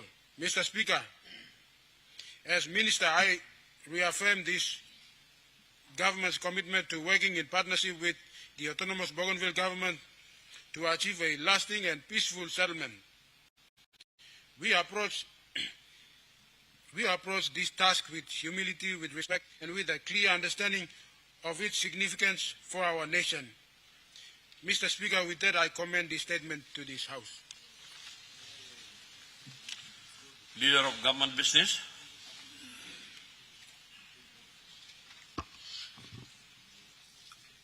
Mr. Speaker, I move that we take note of the paper, and I wish to support the Minister for Bougainville Affairs on this significant statement. Mr. Speaker, before I provide my support to his statement, I would like to, on behalf of my people of Bougainville, and I stand here as the regional member representing my autonomous Bougainville government, and I acknowledge my Vice President of the autonomous region of Bougainville and all my autonomous Bougainville government, members of House of Representatives, all my people of Bougainville, in Papua New Guinea, and all my people of Bougainville throughout the different regions of our global community who are now watching this significant moment in time of our history, and particularly in this point in time where, as we all know, there is no standing orders that provides for the assurance of this very important matter. And therefore, I would like to, again, sincerely appreciate the work of our good Minister Makiba in shouldering this significant responsibility, and I thank the Marape Rosa government and the wisdom of our Prime Minister in appointing Minister Makiba, who has been able to consult in a fair manner between the autonomous Bougainville government and continue to hold the spirit of Melanesia in engagement with our leaders of the autonomous Bougainville government. Today, Mr. Speaker, is not an ordinary day in Parliament. Today marks an important step in a journey that spans generations. Before I address the sessional order before this Honourable House, I wish to remind Parliament that the story of Bougainville did not begin with the referendum in 2019. It did not begin with the Bougainville Peace Agreement in 2001. And it did not even begin with the crisis of 1989. Mr. Speaker, the journey that brings us here today reaches back more than 140 years ago. Its origins can be traced to the colonial petitioning of the North Solomons in 1884 and the subsequent arrangements of 1886 and 1899, when foreign powers drew boundaries across Melanesia and separated peoples who had shared kinship, trade, culture, ancestry, and identity for countless generations. Long before Papua New Guinea became an independent nation, decisions concerning Bougainville were being made by distant colonial administrations. The people of Bougainville did not create those boundaries, Mr. Speaker. Those boundaries were imposed upon them. From that moment, a political question emerged that has remained unresolved throughout successive colonial administrations. Through Papua New Guinea's independence in 1975, through the North Solomons movement, through the Bougainville crisis, and ultimately through the Bougainville Peace Agreement. Mr. Speaker, for this reason, the Bougainville question is not fundamentally a dispute between Bougainville and Papua New Guinea. It is a colonial question. Neither Bougainville nor Papua New Guinea created this issue, Mr. Speaker. In many respects, both are inheritors of colonial legacies that has required wisdom, patience, and statesmanships to address. This is why Bougainville Peace Agreement stands as one of the greatest achievements in our nation's history. It transformed a colonial question into a constitutional process. It transformed conflict into dialogue and grievances into a democratic choice, Mr. Speaker. At the outset, I wish to acknowledge and commend my brother and colleague, the Honorable Manasseh Makiba, Minister of Bougainville Affairs, for faithfully discharging his constitutional responsibility in bringing this matter before Parliament, Mr. Speaker. Today is not the day Parliament decides the political future of Bougainville. Today is not the day Parliament votes on independence. Today is not the day Parliament accepts or rejects the referendum results. Today, Mr. Speaker, Parliament is being asked to determine the procedure through which that future decision will be considered. The matter before us is the sessional order, Mr. Speaker. The sessional order establishes the process, rules, and framework through which Parliament will later consider the substantive matters relating to Bougainville, Mr. Speaker. Let us first agree on the process. Let us first agree on the rules. Let us first agree on the pathway. That is the purpose of the sessional order. The Minister for Bougainville Affairs will subsequently table the Bougainville referendum result, the joint consultation report, and the Melanesian framework, Mr. Speaker. These are the substantive documents that Parliament will consider when the time comes to deliberate on Bougainville's political future. The people of Bougainville were given two constitutional pathways towards lasting peace. Question number one on the ballot paper was greater autonomy, and question number two was sovereign independence. And the people made their choice. An overwhelming 97.7% voted for sovereign independence. Whether one agrees with that outcome or not, no one can deny the legitimacy, the process through which the choice was expressed. History will judge this Parliament. Today, however, we are not deciding the destination. Today, we are agreeing on the road. Before we decide where this journey ends, let us first agree on how we will travel together. That is the purpose of the sessional order. That's why I support it. And Mr. Speaker, again, on behalf of my people of Bougainville, I appreciate and thank both leadership on both the national government and the ABG in ensuring that we are able to provide a provision in which we can now put the questions of our people and the journey that began 140 years ago into its final decision-making body, the House of Melanesian Chiefs. Thank you, Mr. Speaker. The Honourable Opposition Leader. Thank you, Mr. Speaker. Mr. Speaker, I also rise to commend the statement by the Honourable Minister for Bougainville Affairs, the Honourable Manasseh Makiba. Mr. Speaker, from the outset, I'd like to also commend the work of the bipartisan committee on the referendum. Mr. Speaker, I think that this debate and the work of this committee and of the good minister raises some very, very serious questions that will affect the country.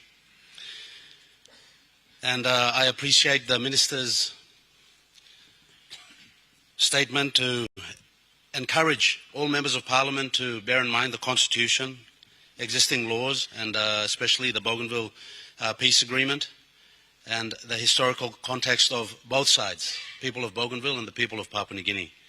I think, Mr. Speaker, no other issue brought to the floor of Parliament has created more anxiety, more ambiguity, and more ambivalence than the Bougainville issue. Therefore, I'd like to place on record, Mr. Speaker, my total appreciation for the guidance provided by the bipartisan committee and the minister in bringing the sessional order to the floor to help guide the House on how to proceed on something that is so important and is and in our view, Mr. Speaker, is somewhat overdue. It's been 7 years since the people of Bougainville voted on the referendum, and overwhelmingly with 97.7% of them saying that they wanted independence. So it's incumbent on the House, Mr. Speaker, and on the government to provide the leadership to expedite the process. Notwithstanding the gravity of the situation and the importance to ensure that all members of Parliament are aware of the implications of their decisions in the affirmative and in the negative too, Mr. Speaker. And so, Mr. Speaker, I commend the statement by the Honourable Manasseh Makiba, and we look forward to progressing this matter, Mr. Speaker. As the Prime Minister alluded to on the 30th of August, we can bring it back to the floor and proceed. Thank you, Mr. Speaker. Honourable Prime Minister. Mr. Speaker,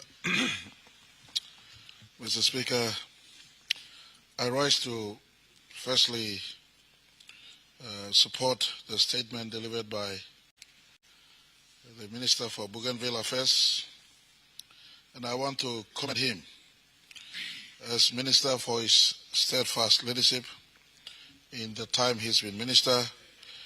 I want to also acknowledge the member for Abao, who served earlier in my tenureship as Prime Minister. Under his watch, the referendum process was supervised. I do acknowledge his leadership and those who served in this important portfolio before him, one of which notable is the late, the Honourable William Samp, the member for Guelala, then in his earlier role as Minister presiding over Bougainville matters. But a thank you to our national leaders would be in vain without thanking the Bougainville leaders. I want to thank all Bougainville leaders who have been part of the peace process since August 30th, 2001 up till at present. I recognize the work of the late Joseph Kabui as president then, as a leader then, and the first interim president, later president, and the leadership, his leadership cohort of Bougainville and PNG, for them to sit on the table of peace, and they construct what is historic Bougainville Peace Agreement that has binded us to this day as we come to utilize provisions of the Parliament, standing orders using a session order to usher in the result of Bougainville referendum to this Honourable House. Mr. Speaker, all who have contributed to the peace process thus far needs to be acknowledged. The issue before us, whilst is sensitive and consequential to our nation's future, it is something that we cannot ignore. The time is of essence. Time that was secured under the peace agreement pushed us to referendum at 2019, and hence we are running this process, Mr. Speaker. And so whilst it's sensitive, it touches our national identity, it touches our constitutional order, it affects the lives of our shared people, especially, more importantly, the children who will come after us or in our midst. I acknowledge the little children, the students who are amidst us at the public gallery. This is a historic moment and a huge moment. Both the Minister for Bougainville and also the regional member of Bougainville and Minister, who's a strong advocate for Bougainville independence. I just want to place on record, and rightfully so, is entitled to advocate for Bougainville's political independence that has been in voice since day one, whether in the Pango caucus, or in government caucus, or in cabinet, or even on the floor of Parliament. They have spoken eloquently. This issue, Mr. Speaker, predates 1975, September 16, and correctly so predates 1988 predates 2001. The matter on Bougainville independence has been inherently deep in Bougainville for many, many years. It suffers to a big point in 1988 that culminated in the 2001 peace agreement that is shepherding us to these days. The referendum held in Bougainville in 2019 was not optional. It was constitutionally mandated under the Bougainville Peace Agreement, especially Part 14, Section 338 of the Constitution. It was conducted with the highest standards, with international observers assessing it to have been free, fair, and I want to acknowledge the United Nations' role in the conduct of the observation, supervision, and eventually referendum in 2019. They have been with us every step of the way since 2001, and I do acknowledge their hand. But in 2019, when the referendum was held, United Nations was part of the process and supervised the process. And so I want to inform this House the people of Bougainville participated peacefully excuse me, an overwhelming turnout, and they expressed their views with clarity and dignity. Today we know the result stands 97.7% in the positive affirmation of the view that they must be politically independent. They choose political independence over maintenance of autonomy as it is at present. Mr. Speaker, this is the magnitude of task faced before us in this Parliament. My government over the last 7 years have given substantial intervention funds and substantial recurrent funds to Bougainville, but just like we've given all the other provinces. But this is not about funds and development, but it's about political aspirations that they've voted about. This Parliament is now faced with this choice of allowing them to be independent, or we hold them back and work in an arrangement that is within the construct of existing Part 14 of the Constitution, or something better. Mr. Speaker, we all cannot run away from this. We must deal with this issue. For decades, it has been an issue on our table. At 1988, when the power pylons first fell in Bougainville, our country was but only 14 years old as a sovereign nation. At 2001, when the peace agreement was signed, our country was but only 25 years old as a nation. And the peace agreement was stitched and constructed. Today, 25 years on since the peace agreement was signed, we are now in the process of using sessional orders to usher in the result of the vote that was held in 2019. Mr. Speaker, but all hope is not lost, as I spoke in my statement in response to the chairman of our bipartisan committee on Bougainville, the Honorable Dr. Alan Marat, who presented his report, that it is either going to be a yes vote in the majority or no vote in the majority. Whatever way this Parliament takes a vote, it is not a dead end in as far as our work and walk with Bougainville is concerned. Our work as two people will always be there going forward into the future, or one people in as far as Melanesia family is concerned. Our work for reconstruction of not just Bougainville, but the reconstruction or construction of our country will still go on. At 1975, Mr. Speaker, our budget, even at the full throttle of Panguna mine, and let me place on record, our budget was only but 300 million kina. Not enough to meet the need of the 462,840 40 square kilometers of a country we call our home today, Papua New Guinea. Then at 1975, that land mass was lived by around 3 million people. Today, that same land mass is lived by almost 11 million people. Needs of our country remain big. At 1988, when the power pylon fell and the police were deployed in the first instance, the economy was still not big enough to handle all our needs. I could understand the rationale of Bougainvilleans when they fight for greater take from their resources. That is the same fight this government constructed in 2019.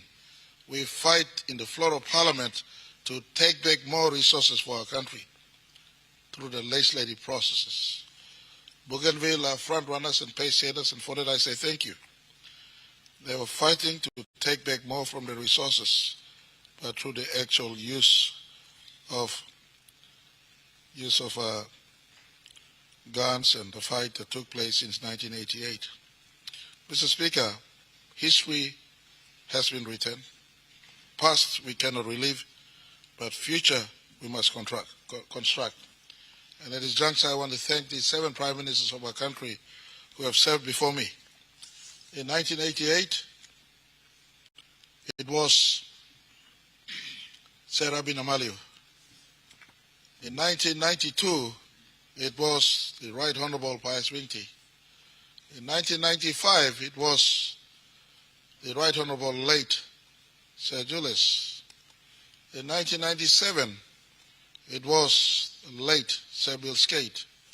In 1999, it was the late Sir Mekere Morota. They all tried their best. They all gave their best out. Just like me today, when there is a civil disorder in Enga province, or Hela province, or Southern Highlands, to protect the resources of our people there, the innocent, we do deploy police. The police is handicapped, we deploy military to assist in the process. Those prime ministers in those times saved their moment. If I was there, then I would have possibly operated the same manner because budget was limited, small at the time. And I take my hats off to them. Most of them have perished and are laying from their work. I give my commendations to them. I want to pay special mention to late Sir Bill Skate, perhaps the first to have set foot in Bougainville at the peak of the crisis. He was there, started the process of peace. I thank Sir Mekere Morota, who then sat on the table of peace. I invoke the blessing of Matthew 5 verse 8 or 9 that says, "Blessed are the peacemakers, for they shall be called sons of God." To late President Kabui, to late Peter Siamaleli Sr., to late Francis Ona, and many who have passed, I say thank you to them too. They sat on the table of peace in 2001. To my brother, the current President Ismail Toroma, was an important signatory to that peace agreement. To my brother, Vice President Massad, who's still here, I say thank you to you. There are many. Some have gone on PNG side, the national side, and some have gone on the Bougainville side. But for those of us who remain here today, it is now our duty to pick up the issue, give proper context to it, understand the magnitude of the issue, think from Bougainville side and PNG side together, and we process. Since 2002 up to 2011, I thank the Grand Chief Sir Michael Thomas Somare, who played his role, including I was his Minister for Education in 2009. The first function to be transferred to Bougainville was Education Ministry under my watch. First function. Section 290, if I'm not wrong, has all the powers, Mr. Speaker. There are over 59 powers defined in Section 290 of the Bougainville, I beg your pardon, of the Constitution. All the functions are there to be transferred. And I want to tell the Bougainville people, if not all functions has been transferred to date as yet, it takes two sides of the negotiation table. Bougainville government, by constitutional provision, I cannot quote the provision right now out of my head, but there's a provision in the Constitution that says 12-month notice the Bougainville government gives the national government and the drawdown is made. Today, under our watch in this government, I thank Deputy Prime Minister Lenz, the total state land in Bougainville is now not owned by the national government but by the Bougainville government. Total state land transferred back. In the exercise of 290, fisheries powers have been given back. And in fact, we're going one step about the artisan fishery as well as the deep fishing licenses. We're working to make sure they have the fishing space. 100% of Panguna has been given back to them.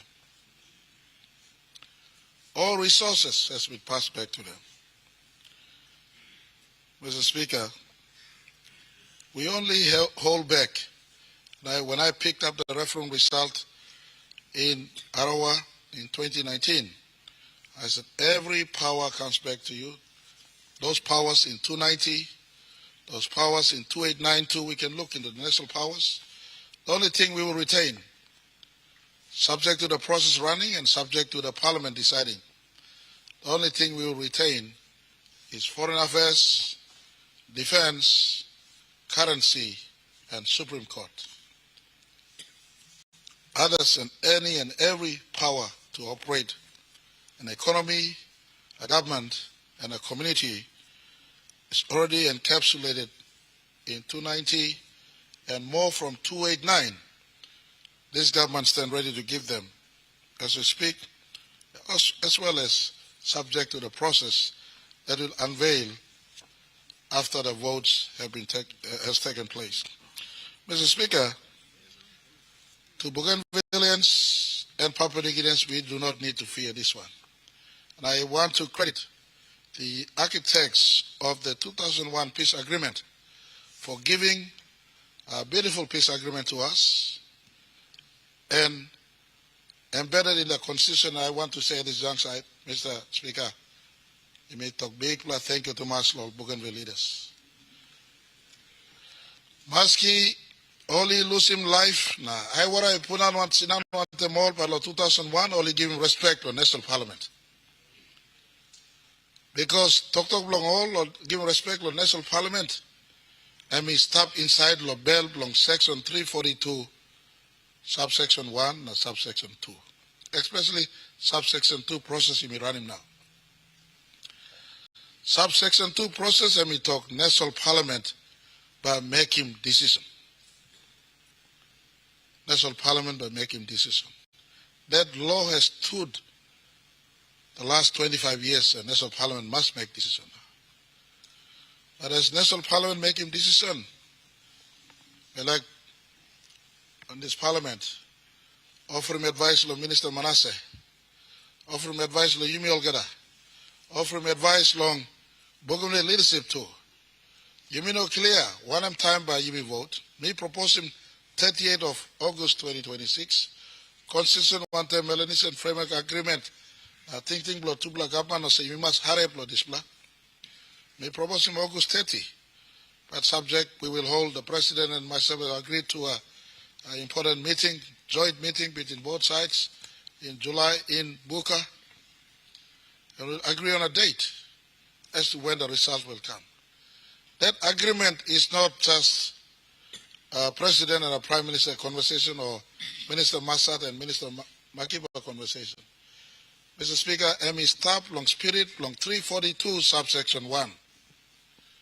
342 subsection 1 ME talk. Both sides must consult after a referendum. And consult after a referendum we did, Mr. Speaker. Time Mipla Golong, first after result finish, Mipla Golong first meeting after referendum long Kokopo. Me talk, now me make on talk, me talk, Kokopo, me talk. As high as Mount William is, the referendum result will stand like that. Mr. Speaker, me meaning one and display. And me meaning Muslim, like people, you may kiss him, but send up yet. However, Parliament walk him display result, as he may bring him a vote, he come inside. None up one play rouse him like 97.7 and send up stuff. We just have to acknowledge this forever. That at one time they voted, and they voted for not autonomy, but full political independence. That question is explicit. That question is explicitly given to us in Constitution that we must ask for full political independence. Section 338 says this. So long, Kokopo Miblatok, result must have yet. I made a commitment, the result will be there. And to Bougainville, I give him assurance. Just like earlier when the opposition were talking about something, I gave him assurance. James Marape, don't let my words come back empty. Bougainville, I've visited you more times than any other Prime Minister. It's on record. My heart is for you, but my mind will tell me what to do. This is an emotional matter, but we must make rational choices collectively going forward. This Parliament, and I want to say thank you to Bougainvilleans. Under the post-referendum talk Nawok, where you may start in President Toroma has never wavered. The Honorable Ismail Massad has never wavered. The entire Bougainville team has never wavered.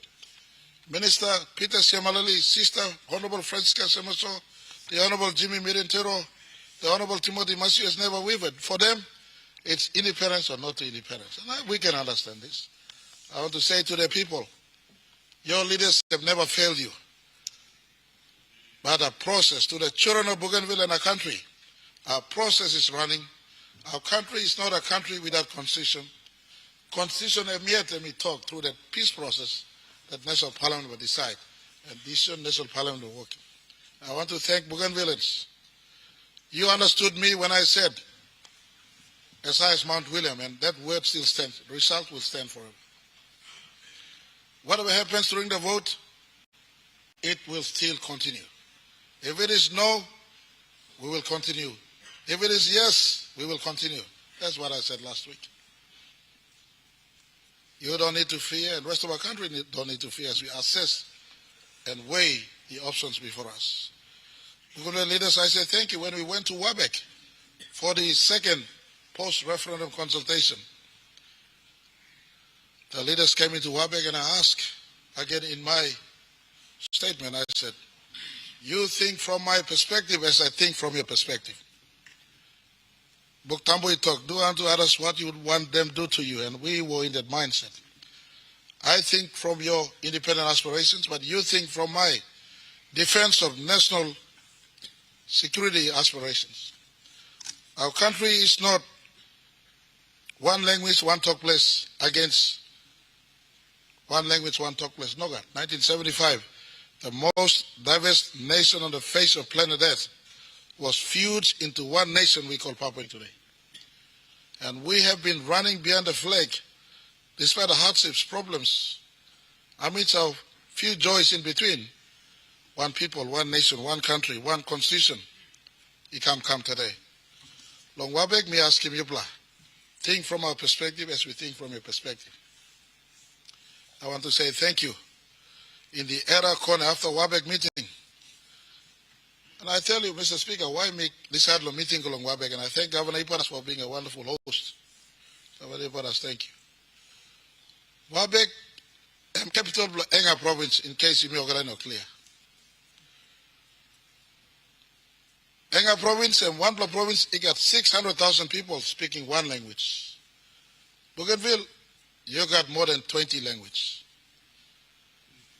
Enga province, Wanpla language. Enga province, you got Wanpla gold mine too. Today this gold mine will go for the next 50 years. The studies coming out. Now when I ask you to think from my perspective, Mr. Speaker, what if sometimes down the line, God forbid, but someone with a lot of guns fights the police and fights the army, mi salim go. Tak mi power blogantu, mi power goal to. Mi la kisi more. Na fight, na talk also. All right, you like in peace, we must get referendum. 600,000 people from one ancestor speaking one language. Don't think just, Mr. Speaker, don't think just because I'm stop inside long inland, give affordability, long all thinking also. Mr. Speaker, Rwanda, one black country, stop inside long inland long Africa. Size floor Rwanda and 26,000 square kilometers. Size Blenga province and 11,000 square kilometers. A little half. But suppose me Troma Hela province Guanta Boligar goal, I guess. I'm not like 10,000 Guanta, almost 26,000. So when I ask Bougainville, it's my brothers and sisters in Bougainville, my children in Bougainville, my leaders in Bougainville. The challenge I have is the fragility of this country. When you ask for independent provincial government in 1976, you got it, rest became provincial government. Time you talk about autonomy, you special case, you mean basket me, but other provinces are too talking about autonomy. So when I think from my perspective, I think from you. And the other day I gave commitment, we will not send soldiers and defense police into Bougainville. We work to empower you. As we ring fence you out and we deal with other parts of the country. As our nation faces come out of our 50th anniversary to go into our 51st, the rest of our country will define autonomy in total clarity with no push beyond autonomy to independence as we deal with Bougainville as a special case waiting and to go forward. So I want to say thank you to Bougainville leadership. They saw clarity what we need to do for the rest of the country. I take my hat out to President Toroma and Massad. We came down to Era Kone meeting in Port Moresby, and we clearly established, and at the Era Kone meeting, the Bougainville leadership said, yes, we now recognize that National Parliament is the supreme law-making body of the land. And so the rest of the country, I want to say, and I speak for Bougainville, even in the pain of more than 20,000 people losing lives, even in the face of 97.7% voting for independence, the Bougainville leadership under President Ismail Toroma and Vice President Massa today, at the time AG, they gave respect to the National Parliament. What more can you ask of them? Continuously. What more can you ask of them? Continuously. And so I want us to give this conversation a fair go. Fair go. As we process this, today will not be a moment to all of us speak. The minister will introduce the session order, will assign the result to the parliament. We place it here. And I want each of you, I've asked all of you before, to consult the provincial assemblies, to consult your districts, and for us to have a fair go in this matter. And there was only issue on the voting threshold. I want to conclude my statement in support by saying there was a strong position from Bougainville that emerged that they voted for referendum, so Parliament will just affirm the result. But national government hold our ground, said Section 342, subsection 2, says Parliament will make decision. Parliament's decision is always by a way of vote. And this is a constitutional matter, and constitutional numbers will take precedent. I take my head again off to the Bougainville leaders.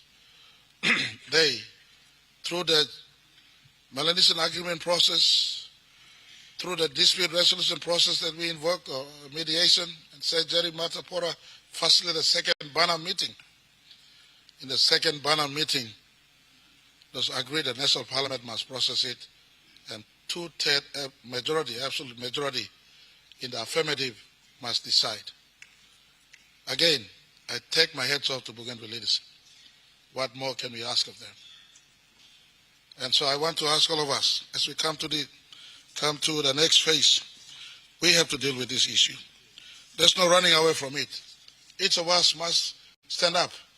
When I accept the referendum result in Arawa, to the Bougainvilleans, I made a statement that you always hold to me when I come back. I said I'm taking it in my bag as member for Tari. Mr. Speaker, one person here, I have two roles, as Prime Minister and as member for Tari. My vote is one to Bougainville. When I take my vote, it'll be a one vote. To break the country, James Marabe don't have any locus standi. Simply put, meaning it's a legal word. I don't have standing. Majority agrees, the country will be broken. Majority disagrees. To my brothers and sisters in Bougainville, Pangu Party has a way out of this. We have a convention coming up a couple of days from today. I will put the Pangu Party policy on Bougainville to the table. If a yes vote, this is the way we'll process it. No, if majority says no, this is the way we'll process it. Eventually, giving respect to 97.7% view on self-determination. I want to ask you, Bougainville, as I conclude my speech, look at what powers you have drawn down already. Look at what work you've done already. Takes two sides of the coin. If I am to bet you, I want to bet you to be successful and not for you to fail. With these words, I ask all members of Parliament, let's shepherd this process through. You'll come back, all party leaders, consider this and make your statement. There's no hiding from the scrutiny. Each of us must decide on what is good for Bougainville and our collective future. Thank you, Thomas. The question is that the question be put. Those in favor say aye. Aye. Those against say no. The ayes have it. Honourable members, before missing out, the Minister of Bougainville Affairs, me like talk clear lo here, plan di online lo email place, ono sabe lo talk English, yubla kani mol talk tete, yubla popular minister, leader of government business, opposition leader na prime minister talk little talk pisin, na Papua New Guinea you stop harem tete ya. Siya by sing out lo minister lo propose motion blongan na motion niya ino blok kanim vote blong referendum now. Ibla mas clear.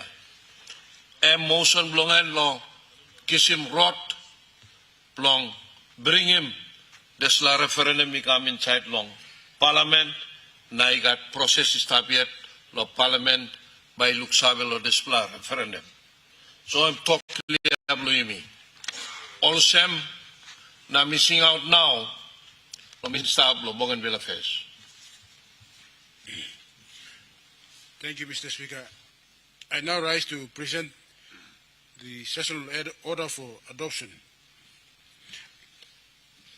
Mr. Speaker, I move that pursuant to Section 342, subsection 2 of the National Constitution. Honourable Minister, why you seek him leave past time?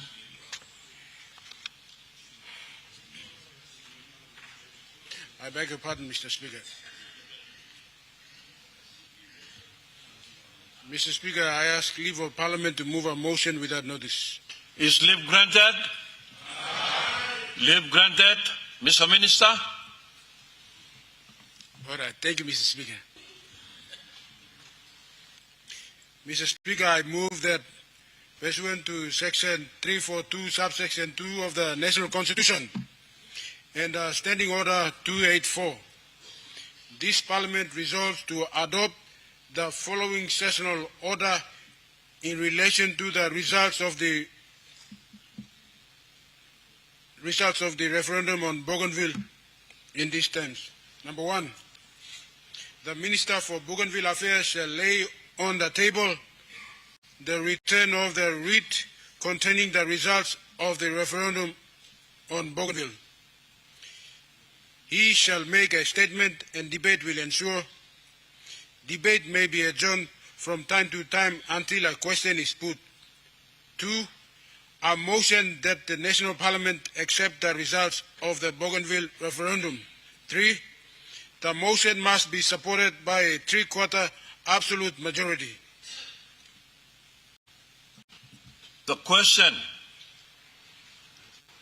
is that the motion be agreed to.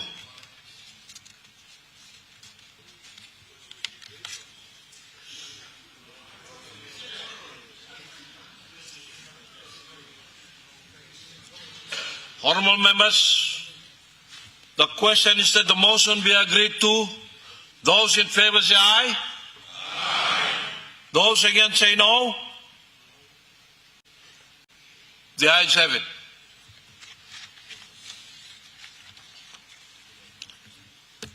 Leader of Government Business.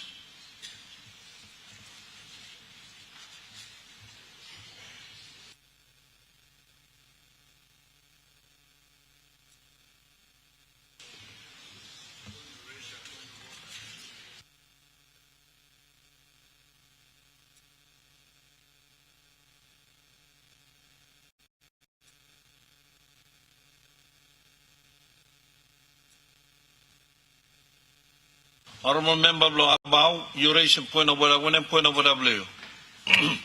Speaker, firstly, I thought that the Parliament was going to at least have a little bit of debate on the sessional order. Hold on. Yeah. And then we adopt it.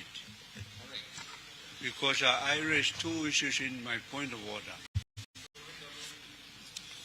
I know we already passed it, but it has to be recorded on the Hansard. My point of order is two reasons. One is in the minister's statement, according to the Melanesian Agreement, Mr. Speaker, you and the House of Representatives Speaker of Bougainville were to meet and consult over the sessional order. No, hold on. The minister has admitted in his statement on page 5, paragraph 1, that the sessional order was largely agreed with, only difference being the required voting threshold. That was not agreed with. The reason why Sir Matapara was brought in by the government was to particularly look at the sessional order issue. And the Melanesian Agreement required you and both speakers to agree to. Now, that hasn't been agreed to. And then you are saying that in the second paragraph on page 5, the minister says, I wish to inform the House that the leader of the National Parliament, the Speaker, has now finalized a sessional order to govern parliamentary considerations. So it looks like you have done your job without further consulting your counterpart in Bougainville. Now the second issue, point of order, the only provision in the Constitution where 3/4 absolute majority is required is when the Parliament is voting for a boundary change. No other provision in the Constitution requires us to vote for 3/4 absolute majority. Where is this 3/4 absolute majority coming from? Thank you, Mr. Speaker. Thank you, Honorable Member Abao. And Parliament, vote na itoko right finish long this was sessional order.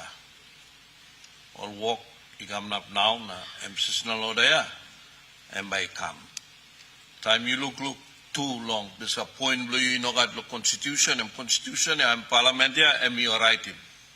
Parliament make him all lolo display. Lo come up in constitution. Na this la issue lo Bougainville lo give them independence. Na you will talk you know got the constitution. Yes, it's true. You know got the constitution.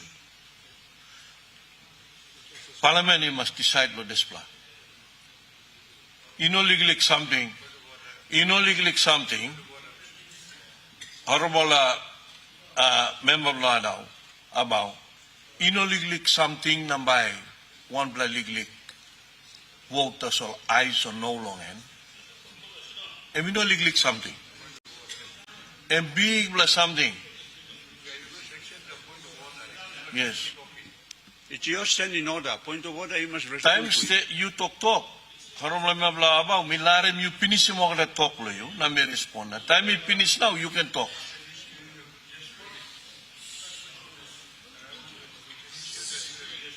When I'm point of order, I'm last point of order you. It's an issue that you have raised from the chair that I raise a point of order. And that is the issue of Bougainville. I'm no legally something. My question is, in this sessional order, subsection 3, the sessional order says the motion must be supported by a 3/4 absolute majority. And come where? Constitutional amendments, 2/3 absolute majority. This plus 3/4 and come where? That's the question.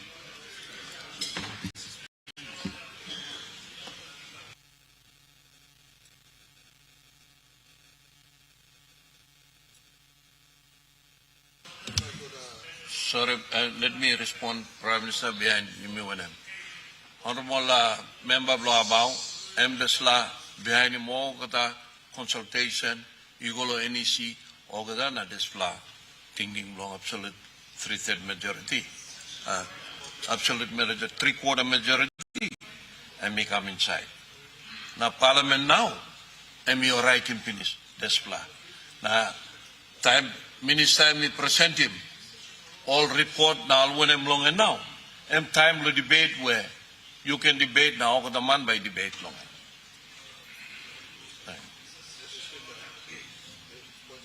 Honorable Prime Minister, one point of whatever.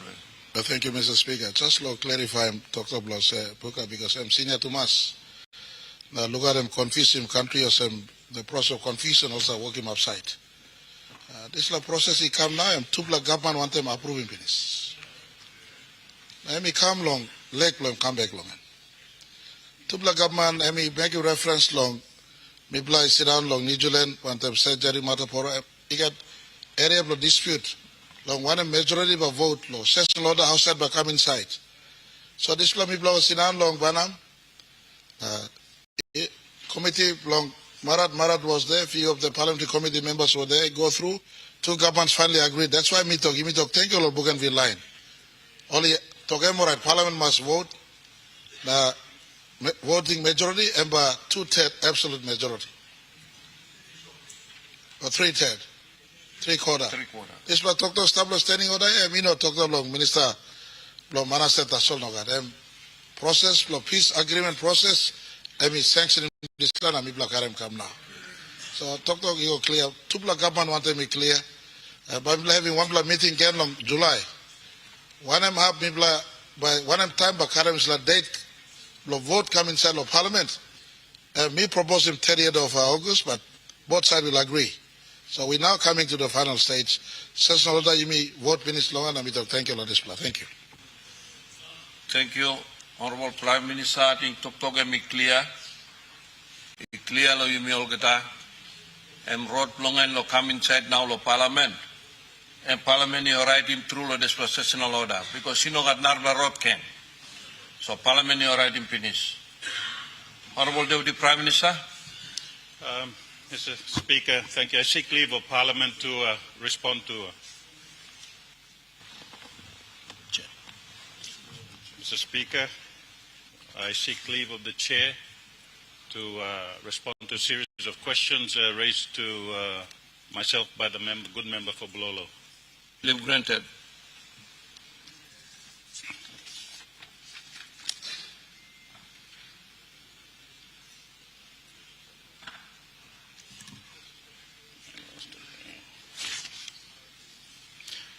Mr. Speaker, I thank the Honourable Member for Bulolo for raising these important questions concerning landowner identification and boundary verification with the Wafi Golpu mining project area, particularly in relation to Special Mining Lease 10, SML 10.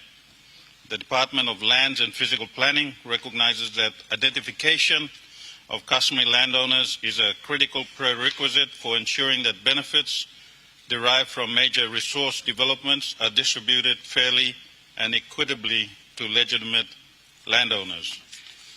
Before I proceed, Mr. Speaker, with the questions in particular, I'd like to give some context to the questions and clarify some aspects from the questions raised by the good member for Bulolo. The PNG government's mining policy requires social mapping and landowner identification studies before a mining lease is granted. Reports indicate that such studies were carried out for the Wafi Golpu mine, Mr. Speaker. In 2019, the Mineral Resources Authority stated that it had received a land investigation study report identifying customary landowners along the infrastructure corridor and was formalizing these landowners for participation in development forum discussions. Mr. Speaker, the state has consistently recognized three main special mining lease landowner groups, Yanta, Hengabu, and Babuaf, as representatives of communities within the SML-10 area.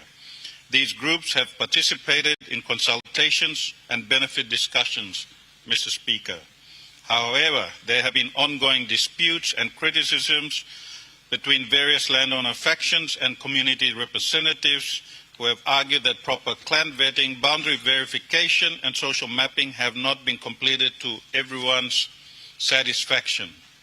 Some claim that some Kashmir landowners have not been adequately identified or representative. Mr. Speaker, as recently as March 2026, the good Prime Minister James Marape acknowledged concerns regarding landowner identification and stated that we will be having an update from MRA on land boundary verification and land investigation processes which are ongoing. Mr. Speaker, question 1 from the good member for Bulolo.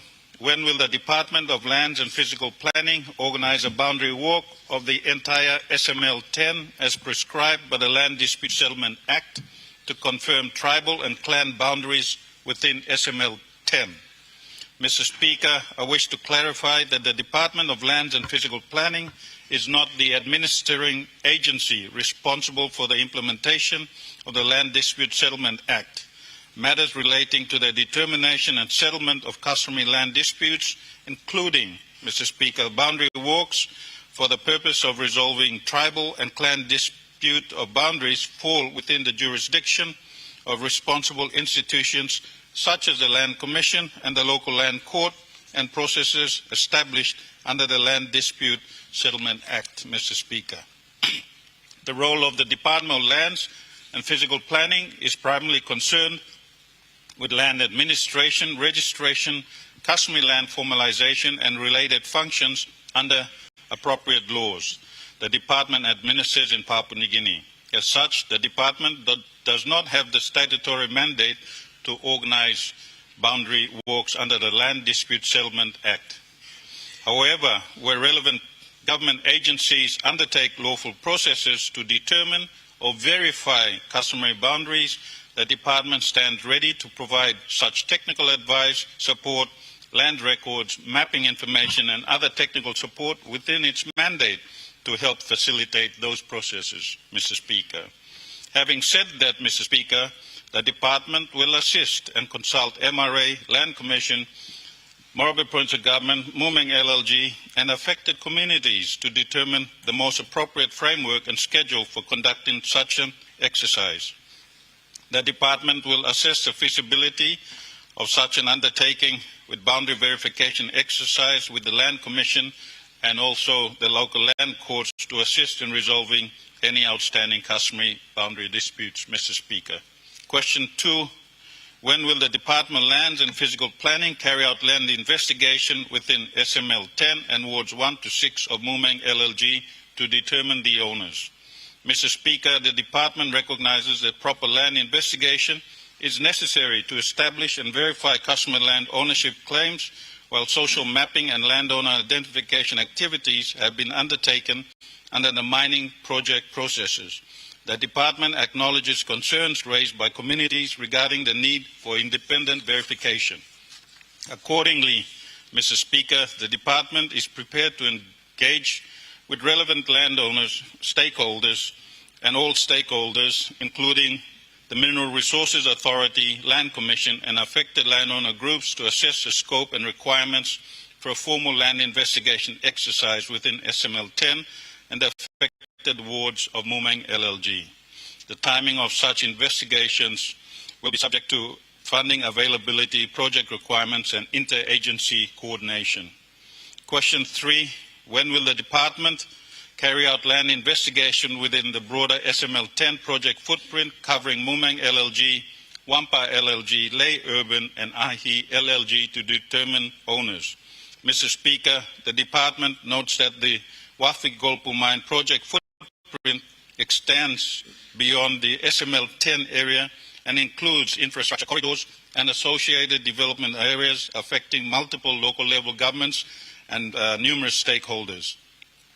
Given the scale and complexity of customary ownership arrangements across these areas, a comprehensive land investigation would require a phased and coordinated approach involving affected communities and government agencies. The Department will continue to engage with relevant stakeholders such as MRA, Land Commission and Morabit Provincial Administration to determine the extent of investigation required and develop an implementation plan that ensures all legitimate customary landowners are properly identified and afforded due recognition.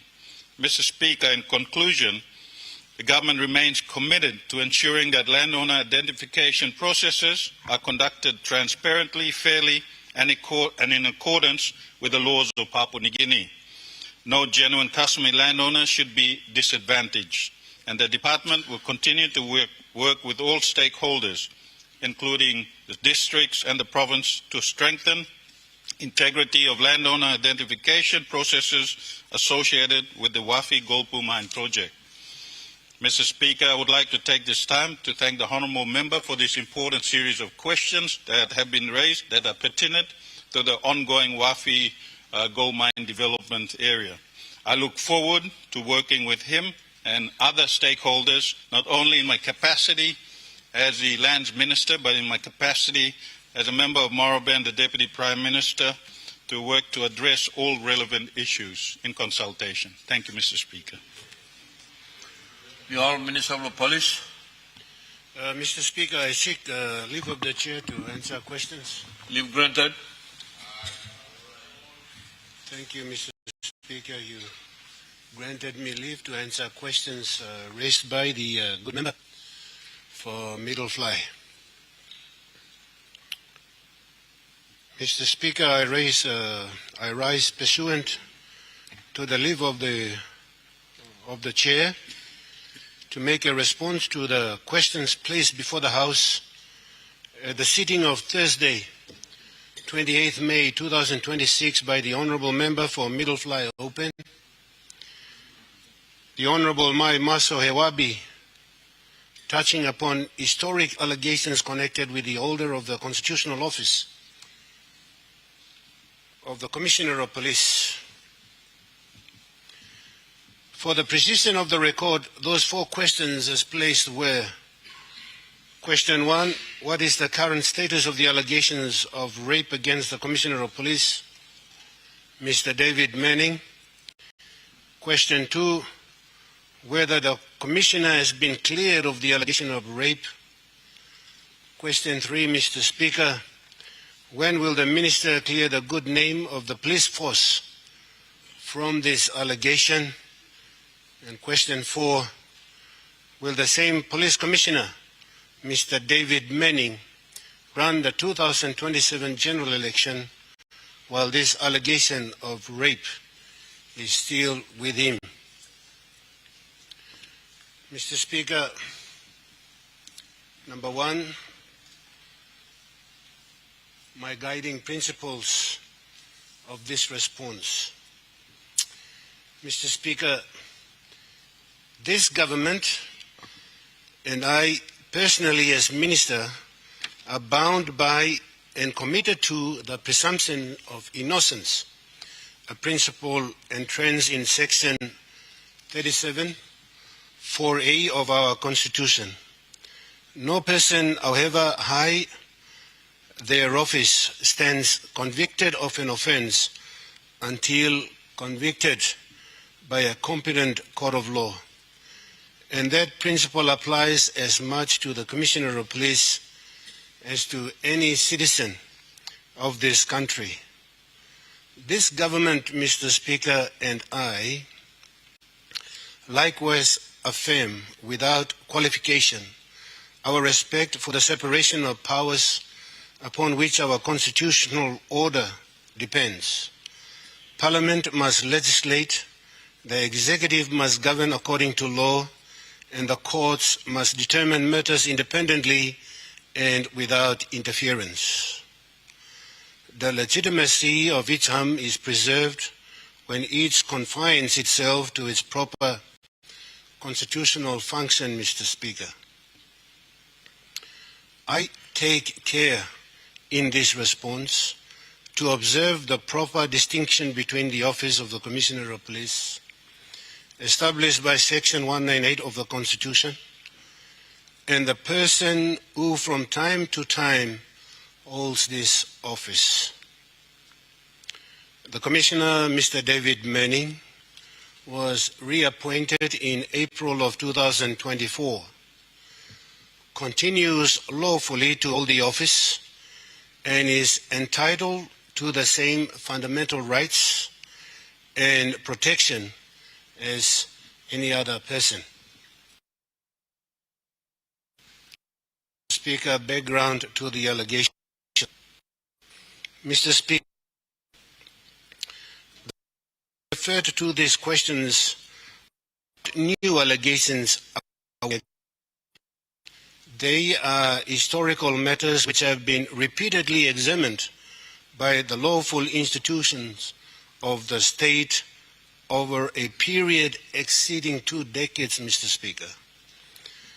The matter concerns an allegation, the substance of which was made in the year of 2000, some 26 years ago.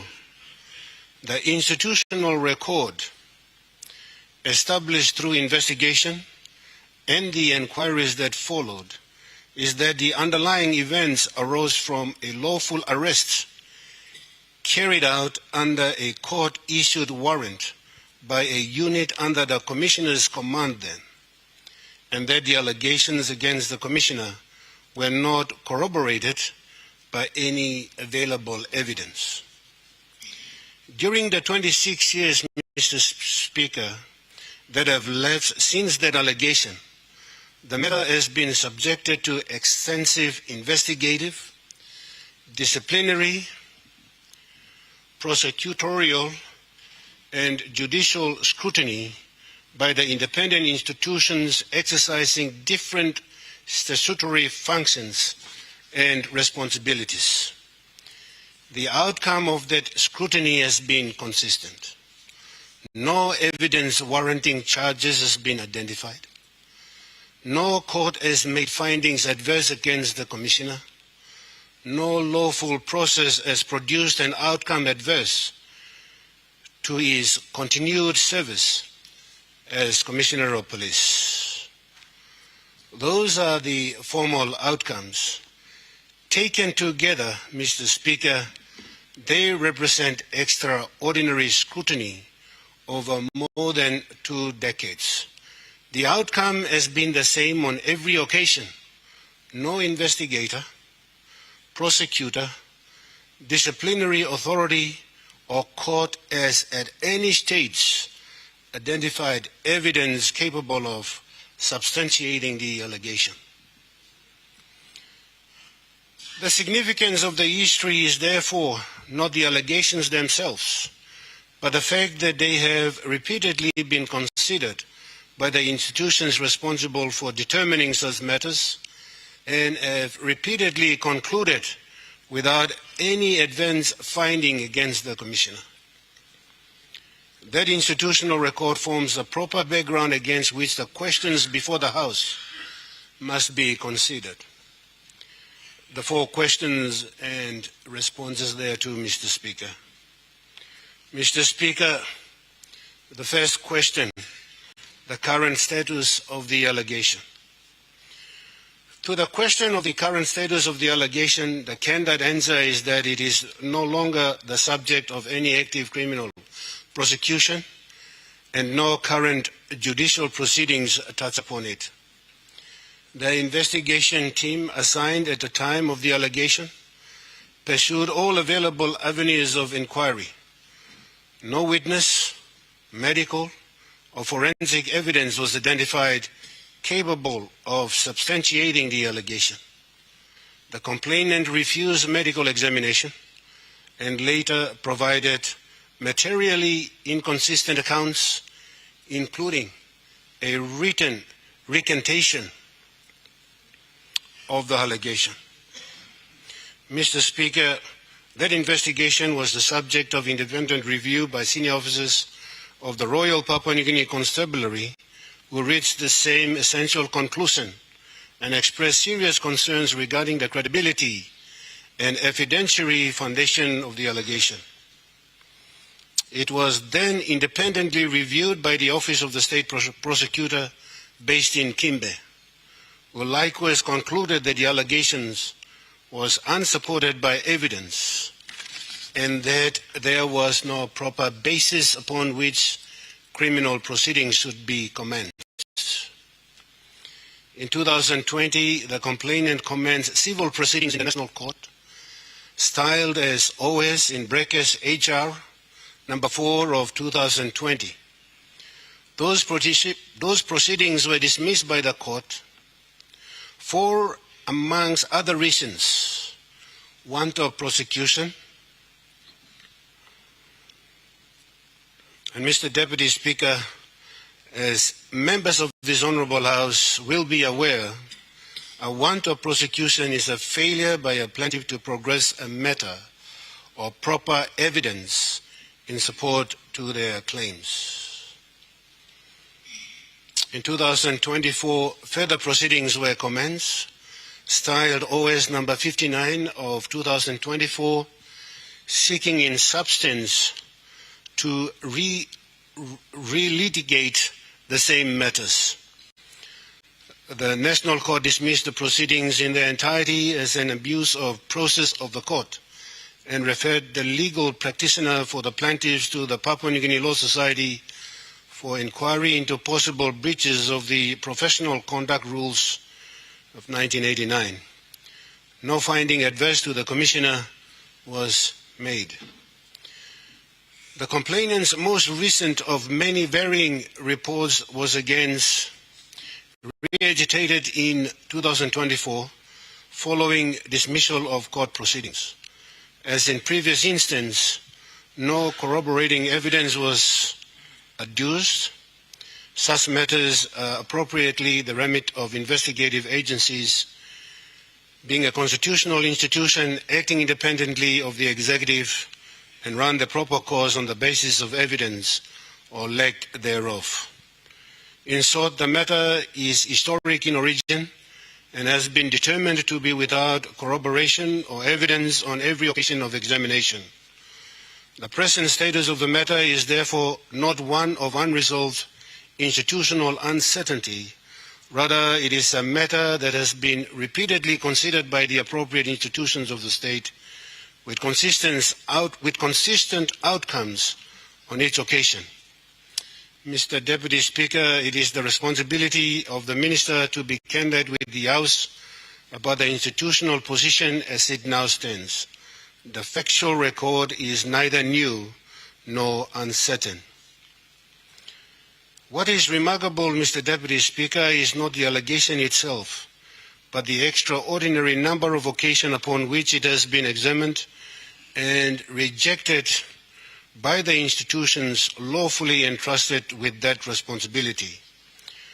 Over a period of 2 decades, the matters have been subjected to investigative, disciplinary, prosecutorial, and judicial scrutiny by different institutions exercising different powers under different statutory frameworks and for different purposes.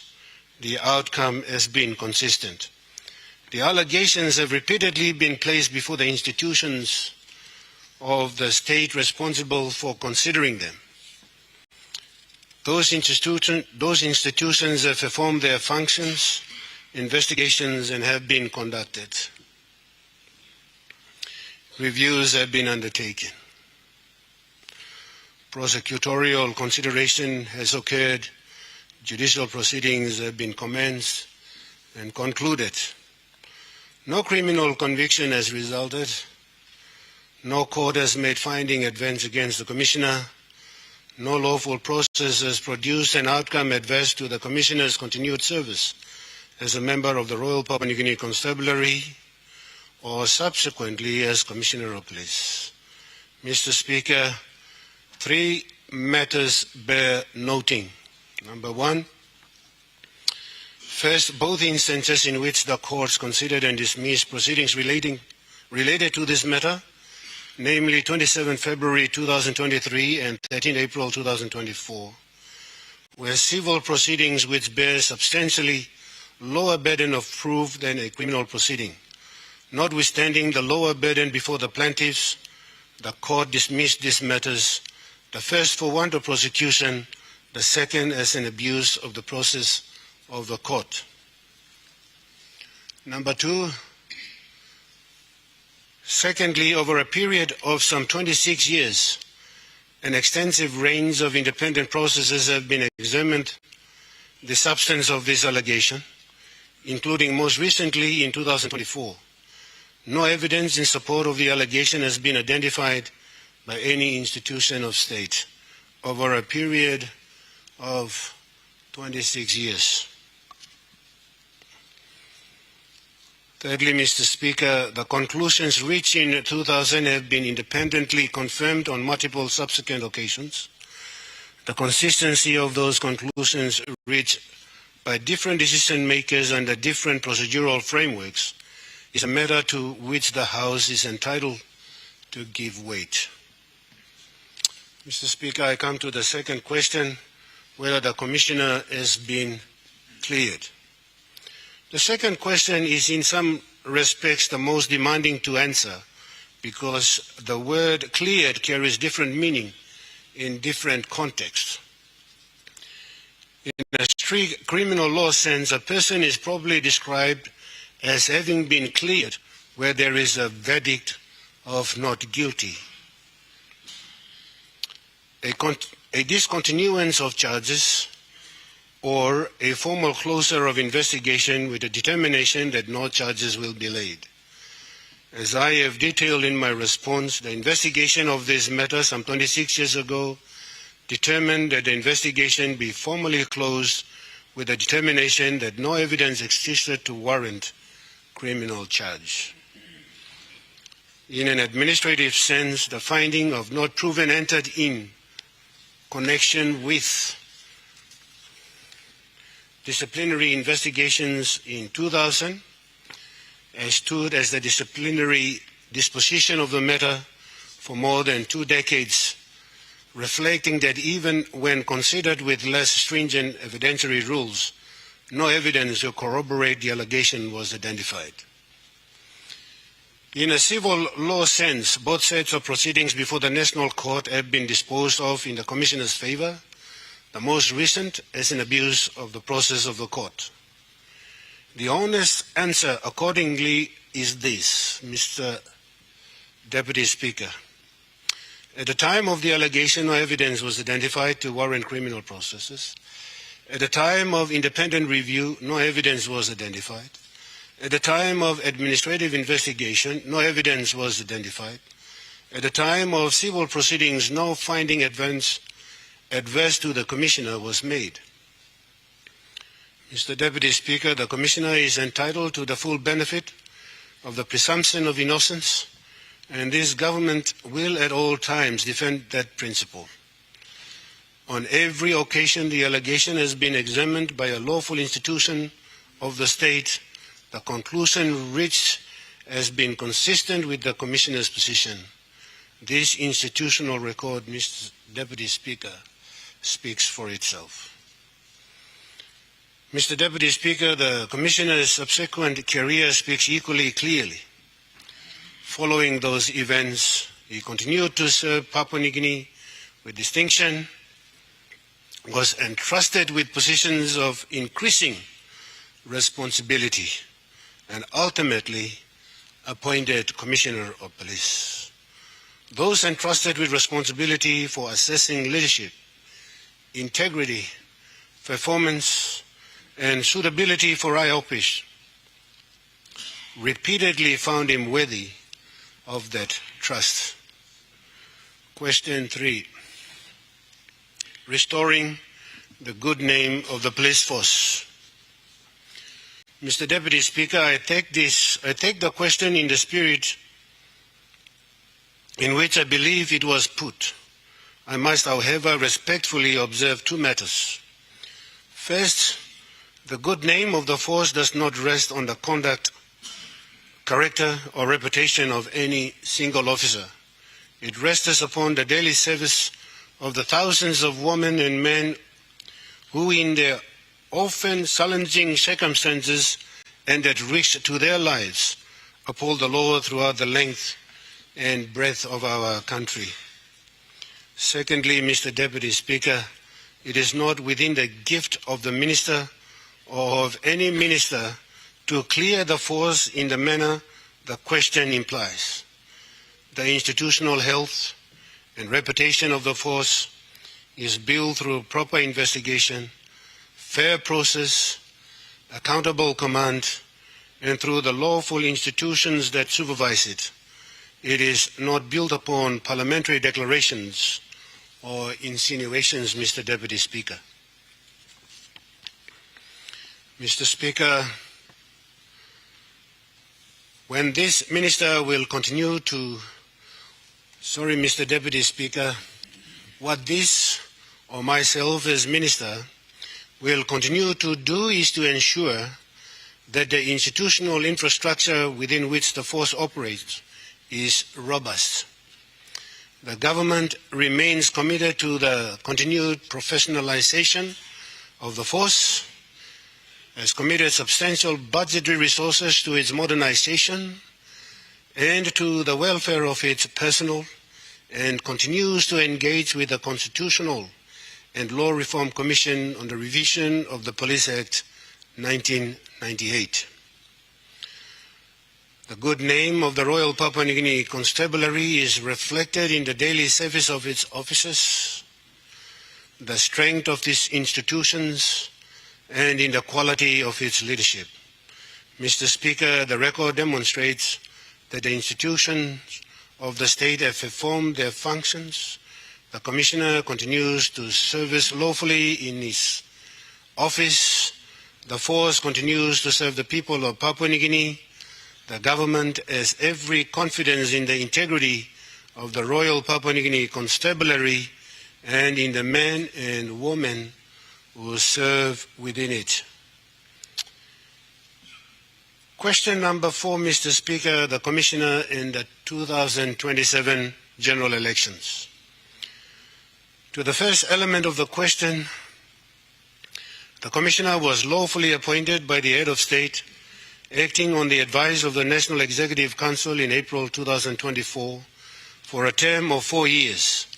His tenure is governed by the Constitution, by the Police Act 1998, and by the contract of appointment, and the grounds upon which the appointment may be vacated are exhaustively prescribed by Section 9(5) of the Police Act. The government anticipates no disturbance to his tenure before it expires in the ordinary course, and he continues to enjoy the full confidence of the government in the discharge of his constitutional and statutory duties. To the second element, the integrity of the 2027 general elections, I give this Honourable House this absolute assurance. The Marape Rosso government's commitment to a free, fair, credible and peaceful 2027 general elections is unwavering. The Royal Papua New Guinea Constabulary will discharge its electoral security responsibility with the professionalism for which the force has been recognized over many electoral cycles. Mr. Deputy Speaker, the Commissioner is not approaching these responsibilities for the first time. He has already led the Royal Papua New Guinea Constabulary through periods of significant national importance, including the conduct of national elections and associated security operations. His experience, leadership and service record are well known to this House. He has already successfully led the Royal Papua New Guinea Constabulary through 2 national elections and the substantial security operations associated with those elections. There is no serving officer with greater experience in the planning, coordination and delivery of election security operations at the national level. The government therefore has every confidence that the Constabulary, under his leadership, will continue to discharge its constitutional responsibilities in support of a free, fair, and peaceful general election in 2027. The response of the Marape Rosso government. First, the government respects the institutional independence of the courts, the Office of the Public Prosecutor, the Ombudsman Commission, and the other bodies that have considered these matters. It will not, through political process, seek to supplant the conclusions properly reached through lawful processes. Those institutions are permitted to perform their functions independently. Investigations have been conducted, reviews have been undertaken, prosecutorial assessments have been made, judicial proceedings have commenced and concluded. The government accepts and respects the outcomes of those lawful processes. Secondly, the government affirms its confidence in the constitutional and legal framework by which these matters have been considered. The rule of law requires that allegations be capable of investigation and scrutiny. It equally requires that the outcomes of lawful institutional processes be respected once those processes have run their course. In this matter, the institutional record is extensive, long-standing and clear. The allegations have been repeatedly examined by the institutions entrusted with responsibility for considering them. Mr. Speaker, the process has consistently concluded without any finding adverse to the Commissioner. The government will therefore continue to support the integrity of the institutions of the state, the proper administrations of justice, and the continued leadership of the Royal Papua New Guinea Constabulary in service of the people of Papua New Guinea. A word concerning the Commissioner of Police. The government has every confidence that the Commissioner will continue to discharge the operational responsibilities of his office with the diligence and professionalism which have characterized his service to date. The Commissioner has dedicated the greater part of his professional life to the service of Papua New Guinea. Throughout that service, he has been entrusted with responsibilities of increasing importance, including some of the most demanding operational and leadership roles within the Royal Papua New Guinea Constabulary. He has led the Constabulary through periods of significant national importance, including major security operations and 2 national elections. His experience, professionalism, leadership, and commitment to public service are well known throughout Papua New Guinea. The government's confidence in the Commissioner is founded not upon words, but upon a record of service, performance, and leadership established over many years. The Commissioner has earned that confidence through service, through experience, and through a record that has been tested repeatedly over many years. The Parliament, the rule of law, and the privilege of this House. Parliamentary privilege conferred by the Parliamentary Powers and Privileges Act, Chapter 24, is among the most important protection afforded to this Honourable House. It exists to ensure that members may speak freely in the discharge of their duties and in the service of Papua New Guinea. That privilege carries with it a corresponding responsibility. It must not be used as a vehicle for the re-litigation on the floor of this House of matters already determined by the lawful institutions of the state. The institutions of the state exist for that purpose. Courts determine disputes. Investigators investigate. Prosecutors assess evidence. Disciplinary bodies exercise their statutory functions. Parliament, in turn, performs its own constitutional role. The strength of a democratic system lies in each institution respecting the role of the other. The government, Mr. Speaker, the government's position is that the integrity of those processes and institutions that undertake them should be respected. And in conclusion, Mr. Speaker, conclusion number 1, the allegations are historical over a period preceding 2 decades that have been subjected to investigative, disciplinary, prosecutorial, and judicial scrutiny by the institutions lawfully entrusted with responsibility for examining such matters. The resulting institutional record is extensive, long-standing, and clear. The allegations have been repeatedly examined through lawful processes, and no institution has produced a finding adverse to the Commissioner. Conclusion 2, the Commissioner of Police continues lawfully to hold office and is entitled to the full protection of the presumption of innocence.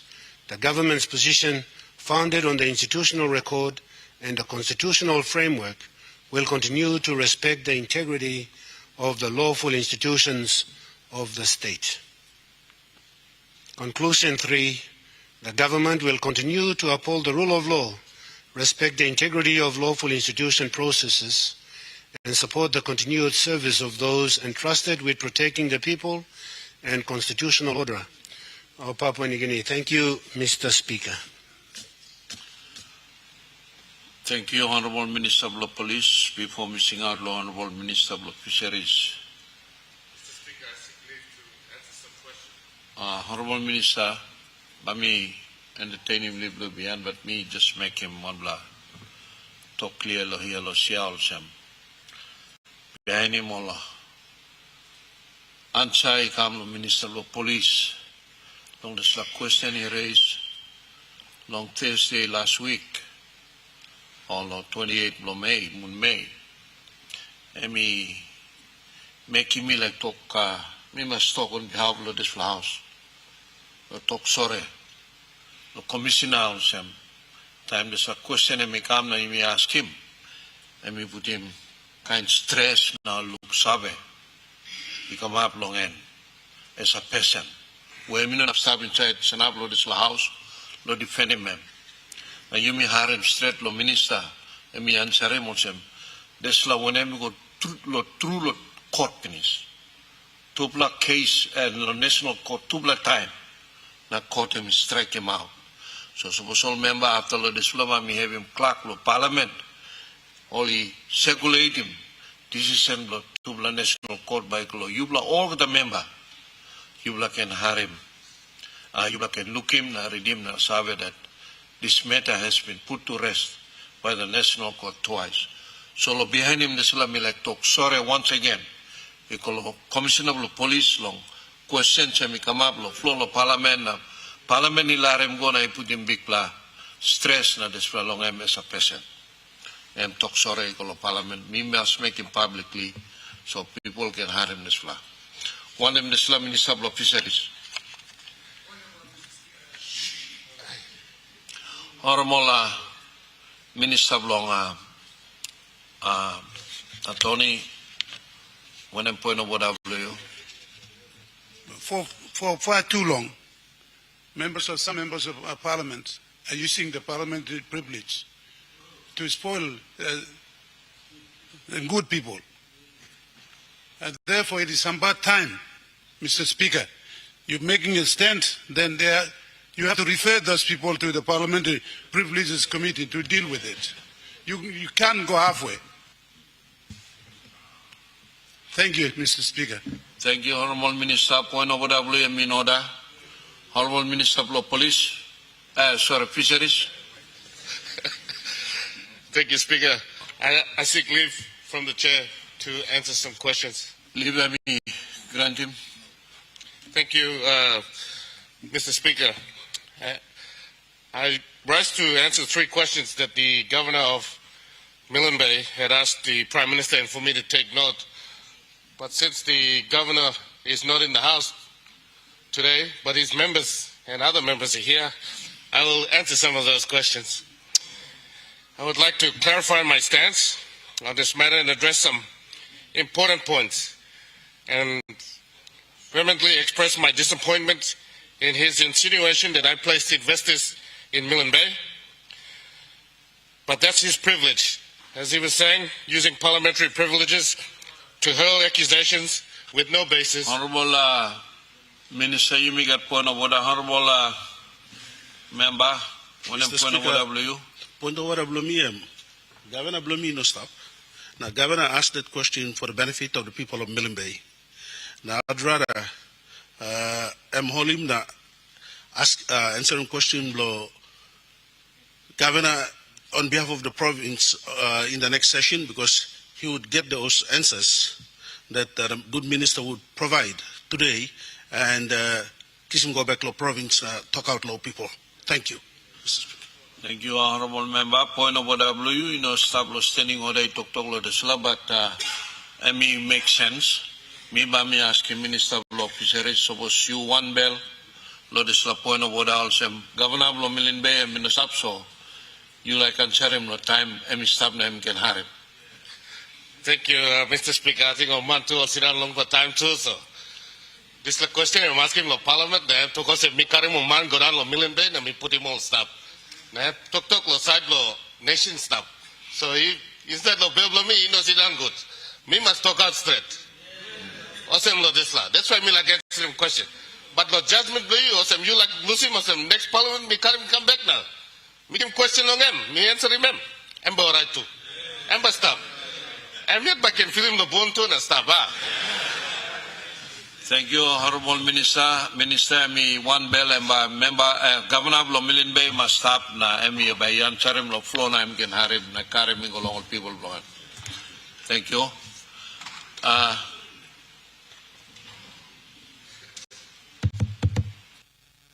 Leader of Government Business. Speaker, I move that Parliament at its rising adjourn until Tuesday, 14th July 2026 at 2:00 p.m. The question is that the motion be agreed to. Those in favor say aye. Those against say no. The ayes have it. Leader of Government Business. Mr. Speaker, before I move a motion of adjournment, I wish to place on record this House sincere appreciation to the Government of Australia, the Government of New Zealand, and the United Nations for their enduring partnership and support to both Papua New Guinea and Bougainville through the peace process.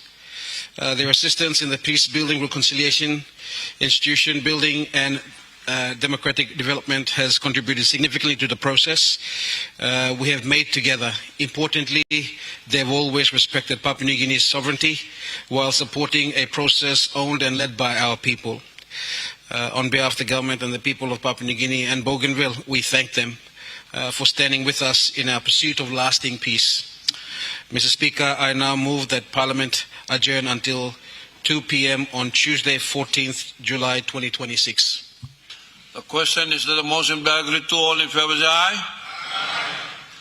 Honourable members, Parliament is now adjourned to 14th July, Tuesday at 2:00 p.m.